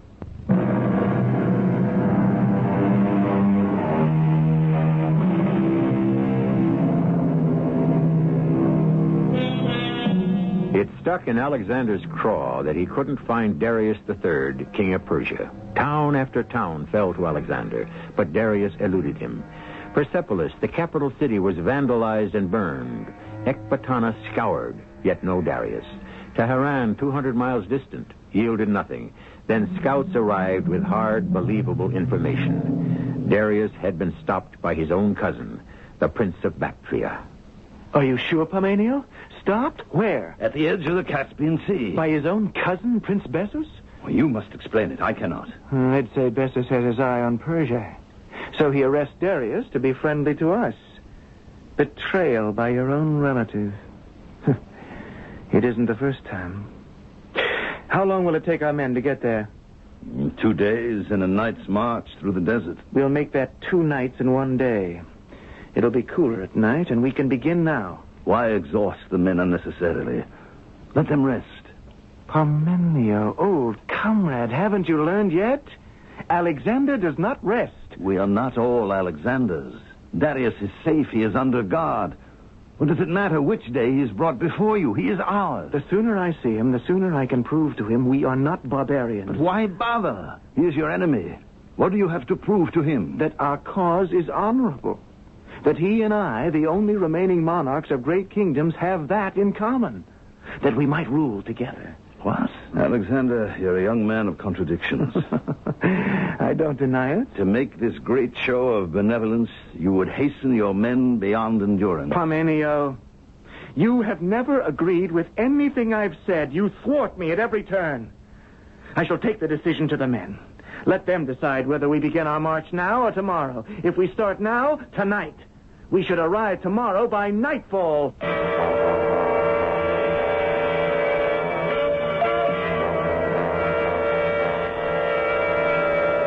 Hold that torch higher, Parmenio.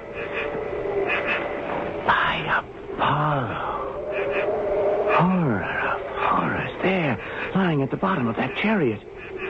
Is that not Darius? It is, Alexander. Is he alive? How came he to this? Parmenio, you arrived here before I did. I thought you said Prince Basis had captured Darius, not tortured him. His body is a mass of wounds. I have taken the prince into custody. He told me his men got out of hand. When they came upon Darius, they went berserk with rage. I want every single murderous soldier in the prince's army. I'll show them what rage is. Oh. Darius. Darius. Oh. Great Zeus. Look how he bleeds. Get me some fresh cloths. Hurry. Darius? Can you hear me? Who are you? I'm Alexander of Macedon. Alexander. And so we meet. Will someone fetch me some cloths? Alexander. Yes, great king. Is it dark? Or are my eyes failing me? It is dark. I have lain here since dawn. Is there water? Parmenio, some water, quickly. Here, pour it into my helmet. Darius, let me lift your head. Let me tip my helmet. Slowly. That's right. Rest your head on my arm. Now, Parmenio, I wish a litter to be made so that King Darius can be carried gently to where he may be properly attended to. It is too late for that.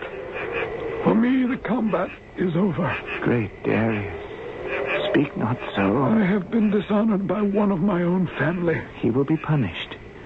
Basis is a coward. He will die a coward's death. Take my right hand, Alexander. It is yours.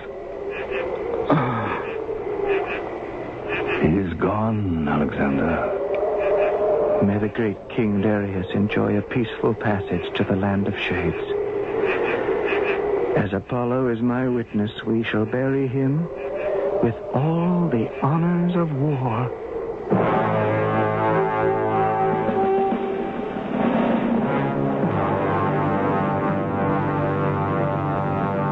Lysander, they told me it was you. I couldn't believe it. How good to see you. Do I look the same? Your face is more lined, but otherwise I see very little change. What brings you to Babylon?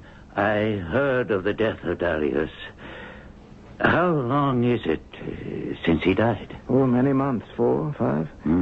The war is over, that you know. Then why don't you return to Macedon? No, I can't. Not yet. There's too much to do here if I'm to bring our two great nations together. It would not happen in my absence. You still haven't told me, dear old teacher. Was there some specific reason you came all this distance? I wanted to see you again, Alexander. Alive. The battles are over. Why should I die? What could kill me? Treachery. What makes you say that? I can see by your eyes that thought has been with you also. Yes, it has been for many months. There are too many whispers in Babylon that I am too much influenced by this country and the Persians. And are you? What is their complaint? The army is here. Most of the men are enjoying the spoils of victory. Most of them have married Persian women. To me, they say nothing, openly. But there are whispers behind my back. They would rather be home in Macedon. Then let them go home. No one is forcing them to remain in Babylon. If they don't see the advantage of the mingling of our two great cultures, then let them go. There were rumors in Macedon that you had married again. Yes, twice. To 2 women last month. There was no rumor. You shall meet them both, Lysander. And the Macedonians here, how did they take the news? How should they take it? We had a double feast. Everyone attended. I heard no complaints. The city was in a stupor for a week. Lysander, if you could have been here, it would have made it perfect for me. I miss the old friend. Why did you marry here? Political. A very wise move, if I say so myself. Now, General Parmenio, he didn't think so, but he's been very critical lately. Lysander, I know you'll understand. You have a political background. You marry 2 women from 2 ruling Persian houses. Am I right? Right as the rain clouds over Parnassus. Parnassus. How I miss it. However, the older of my wives is Statira, Darius's daughter. She's 21. The younger is Pericestes. Her father was king here before Darius. What do you say to that? In one double wedding, you united 2 rival branches of an old ruling Persian family. What a pleasure. A man who sees the political implications of what you're doing and doesn't disagree. That Parmenio... he disagrees. He's getting too old.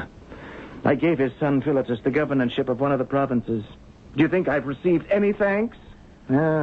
Just the reverse. This pipsqueak Philotas, I know he speaks against me. He does more than speak. That's the real reason I came to see you. You have proof? I have brought it with me. This letter.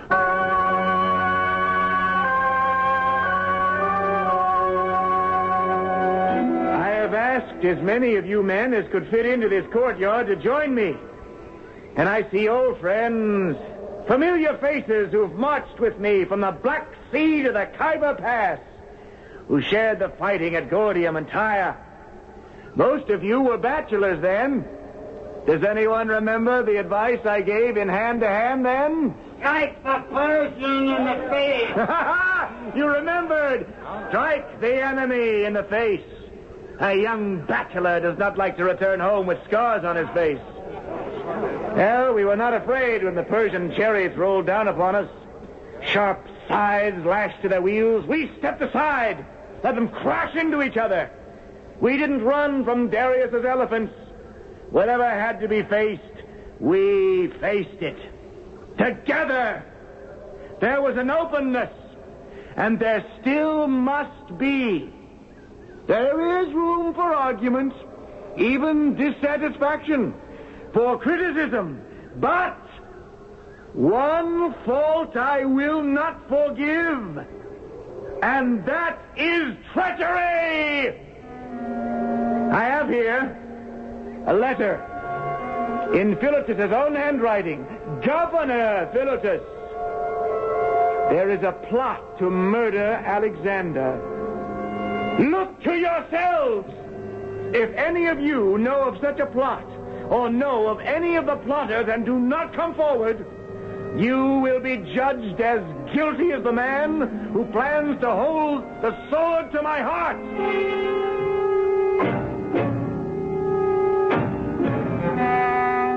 You sent for me, Alexander? Yes, General Parmenio. When did you arrive in Babylon? A few moments ago. I rode through the night. Parmenio, you and I have fought side by side in many battles. We've shared the gold. We have shared, haven't we?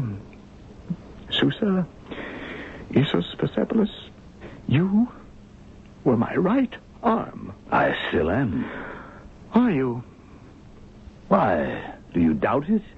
Have you spoken to your son lately? I have not seen him. And he has always been a poor correspondent. Of course, now he is a governor. Philotas is here, in Babylon. He's in prison. What has he done? He has written this letter. It is to a fellow conspirator, Harpalus. Do you recognize the handwriting? Yes, it is my son's. Last night, with the slight encouragement of some red-hot coals, he confessed to a plot against me, which he says was hatched by you, Parmenio, his father. Philotas said that? But why? I do not understand any of this. My own son? It's not true, then, is it, old warrior? Me? Plot against you? I may differ with my king about many things, and I have been outspoken in my opinions. But to plot against your life? Never. I hope that is true.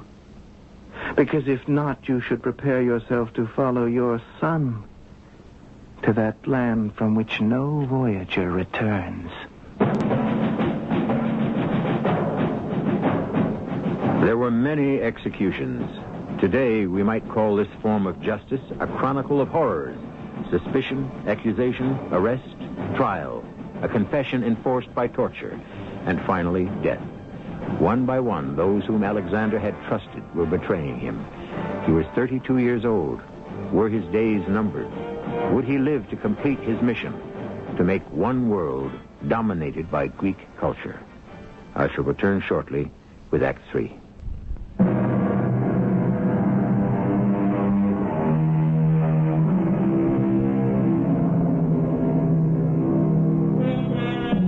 He subdued all of Greece, Persia, Egypt, and finally India.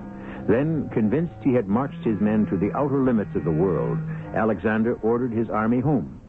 His new favorite general was Koinos, who had risen in the ranks and was genius enough to deal with India's secret weapon, elephants. But the road back, overland and by boat, was treacherous. One city, Pylos, rebelled and refused to surrender, and in that battle, Alexander was severely wounded. He was on the point of death when his new general rescued him. Alexander? Is that you, Koinos? Shall I part the curtains and let in some light? Oh, Koinos, you're as transparent as these curtains around my bed. Yes, open them. There are rumors that I'm dying. You've come to see if there's any truth in them. How did you get it? That's exactly why I'm here. Do the men wish me dead? Oh, far from it. They're hoping every day you'll get better. You're the only one they'll trust to lead them home. Tell them I have no intention of dying. But I might remain here in Babylon over the winter. I'm not as young as I was. Oh, yes. A sparrow told me you were the ripe old age of 32. Add 100 to that, and you'll know how I feel.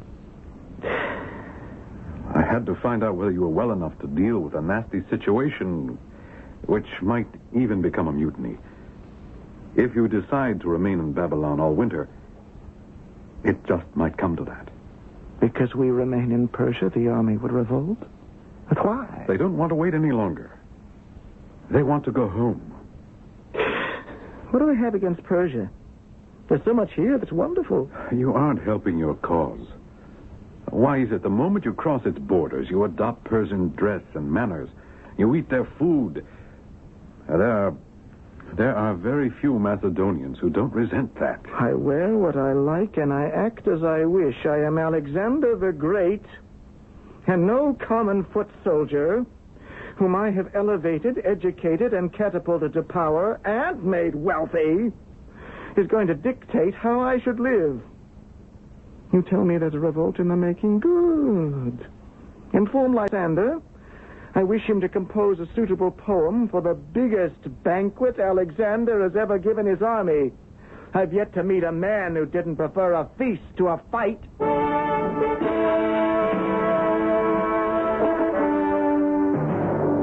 General, does he think a feast for his soldiers will change their minds? And that I should write a verse for this happy occasion? Oh, I might as well write an obituary. No one would attack Alexander. They won't have to. He'll kill himself. No, he's weak. Hasn't recovered from his wounds at Pylos. That javelin almost went through him. But what else can Alexander do but get up and face the men? He's simply not well enough. Has he any idea it might be his farewell address? At 32 years, did death seem close to you? I know it's dangerous, but it would be worse if the men thought they could have their own way. Consider it as another battle. The king does. He knows he must stand alone at the head of his army.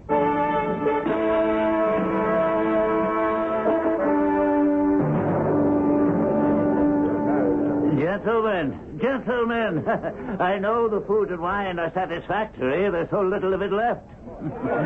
But may I have your attention? My name is Lysander. I have known your king, our king, since he rode his first horse. Hail, Bucephalus!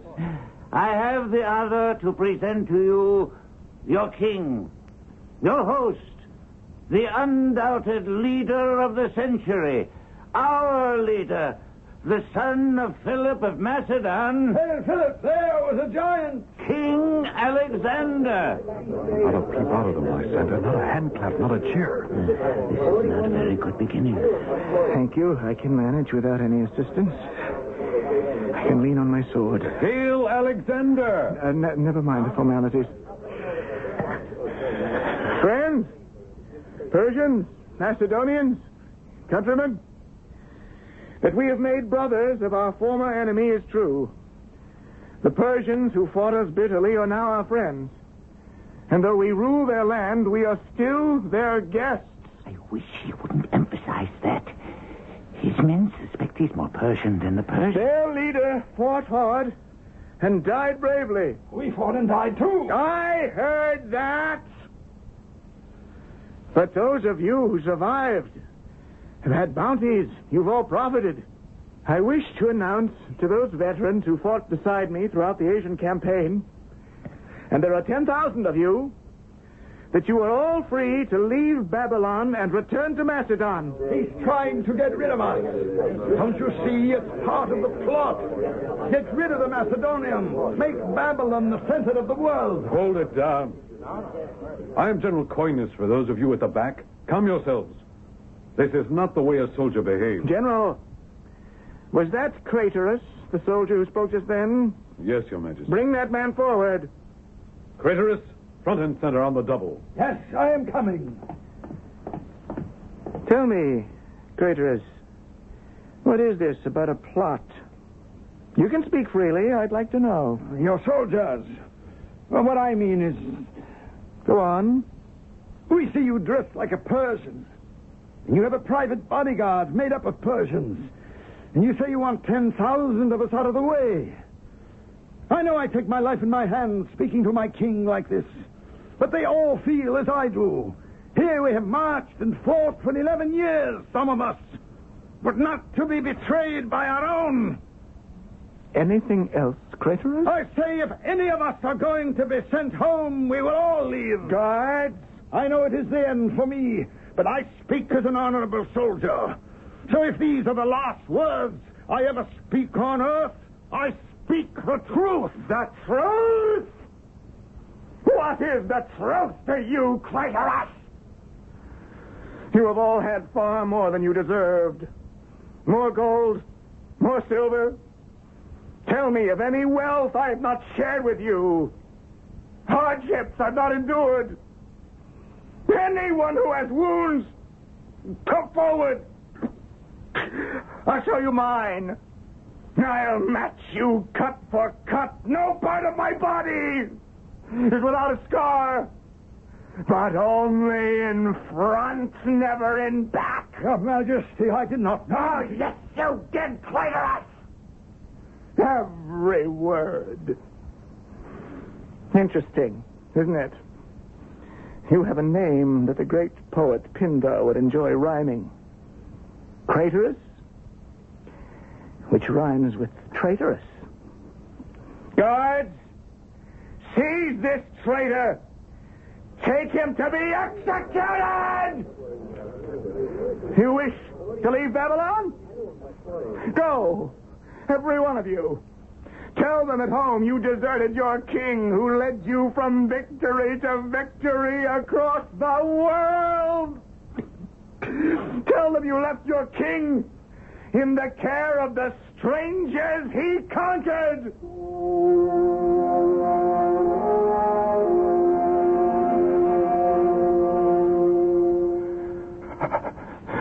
Lysander, are you there? Right by your bed, Alexander. Try not to talk. What's happening outside the palace? How many days has it been? Only 3 days. Oh, you made them feel ashamed. So quiet. Have none of them asked for me? Oh, every one of your men have. They fear that what happened at the banquet has hastened your illness. Too much marching. Too many wars. Where is General Coyness? We take turns. We think it best if there's just one of us with you at a time. I have so much to do. How can I remain here like a sick dog? How much longer? Until the physician says you are healed. Who? Polydamas? What does he know? Alexander. It is I, Coyness. I had Polydamas speak to the men, and he promised them your quick recovery. You see, the traitors are silent. The men love you. I wish to see them all. Your soldiers? Now?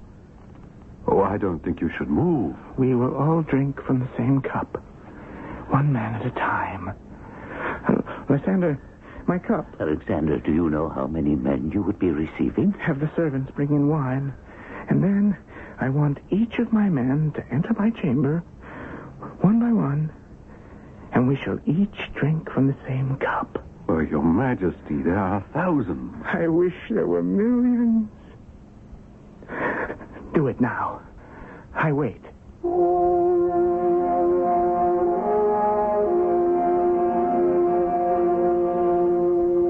It's been a long day. But a happy day for him. I've never seen him sleep so peacefully. I don't know how many thousand men came in here and drank their allegiance with him from that cup. After the first 3 hours, I stopped counting. To put away even 100 sips of wine would tax the strongest of men, but he did it. In the field, he could outdrink anyone. An entire phalanx of men. I've seen him. And I see him now. And I fear his face is so white.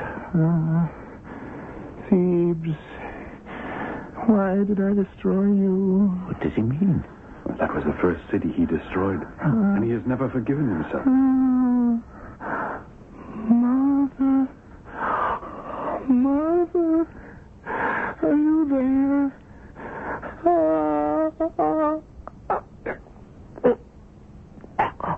Who is it? Father? Alexander, it is I. Coyness, your general. Parmenio, you betrayed me too. My own General Parmenio. No, Alexander. General Coyness, the faithful. So many of you standing around my bed. No, my king. Only Lysander and myself. There's no one else here. Good Lysander, come closer. Will you read to me from Homer as you used to? You and I, Lysander, like times of old. I die, Lysander. Oh, you leave so much unfinished. Who can continue your work? Who are you, sir? I am your general. Don't you know me? I know them all by their first names.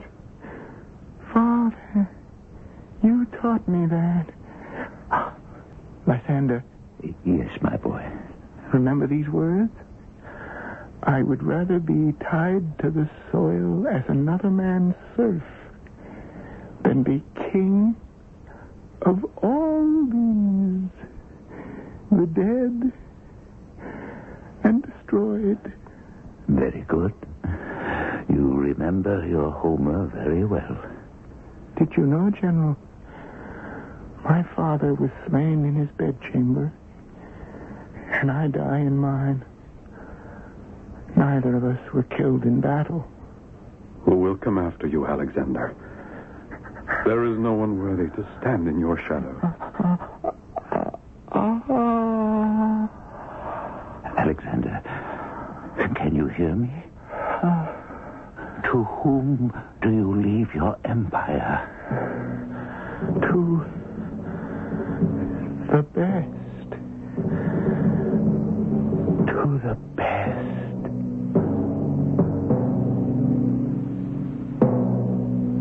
To the best. I leave my empire. To to the best. Those were the last recorded words of young Alexander the Great. Did he mean anyone who could take his empire away would be better than he, and therefore the best? But no one man ever did. There was none who could match him. That is the end of what we know of Alexander. Now, the legend begins. I shall return shortly.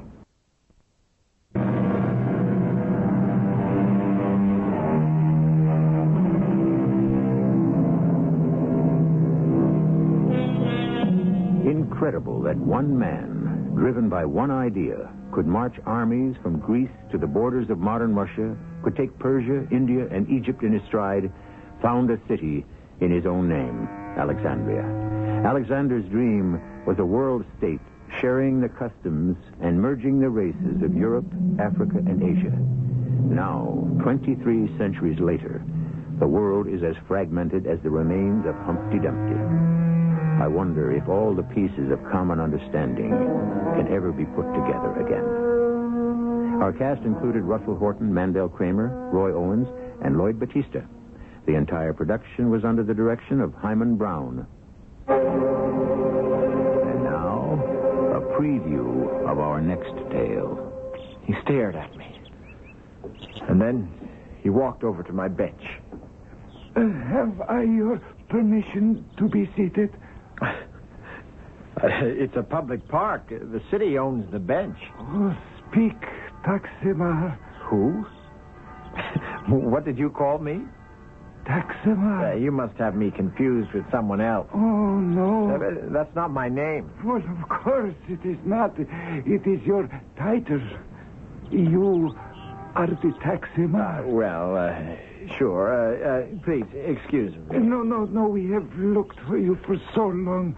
You cannot leave us now. I'm afraid I have to. No, you will stay. You will remain here. What for? What for? Because you are the Taximar. This is E.G. Marshall inviting you to return to our Mystery Theater for another adventure in the macabre. Until next time, pleasant dreams.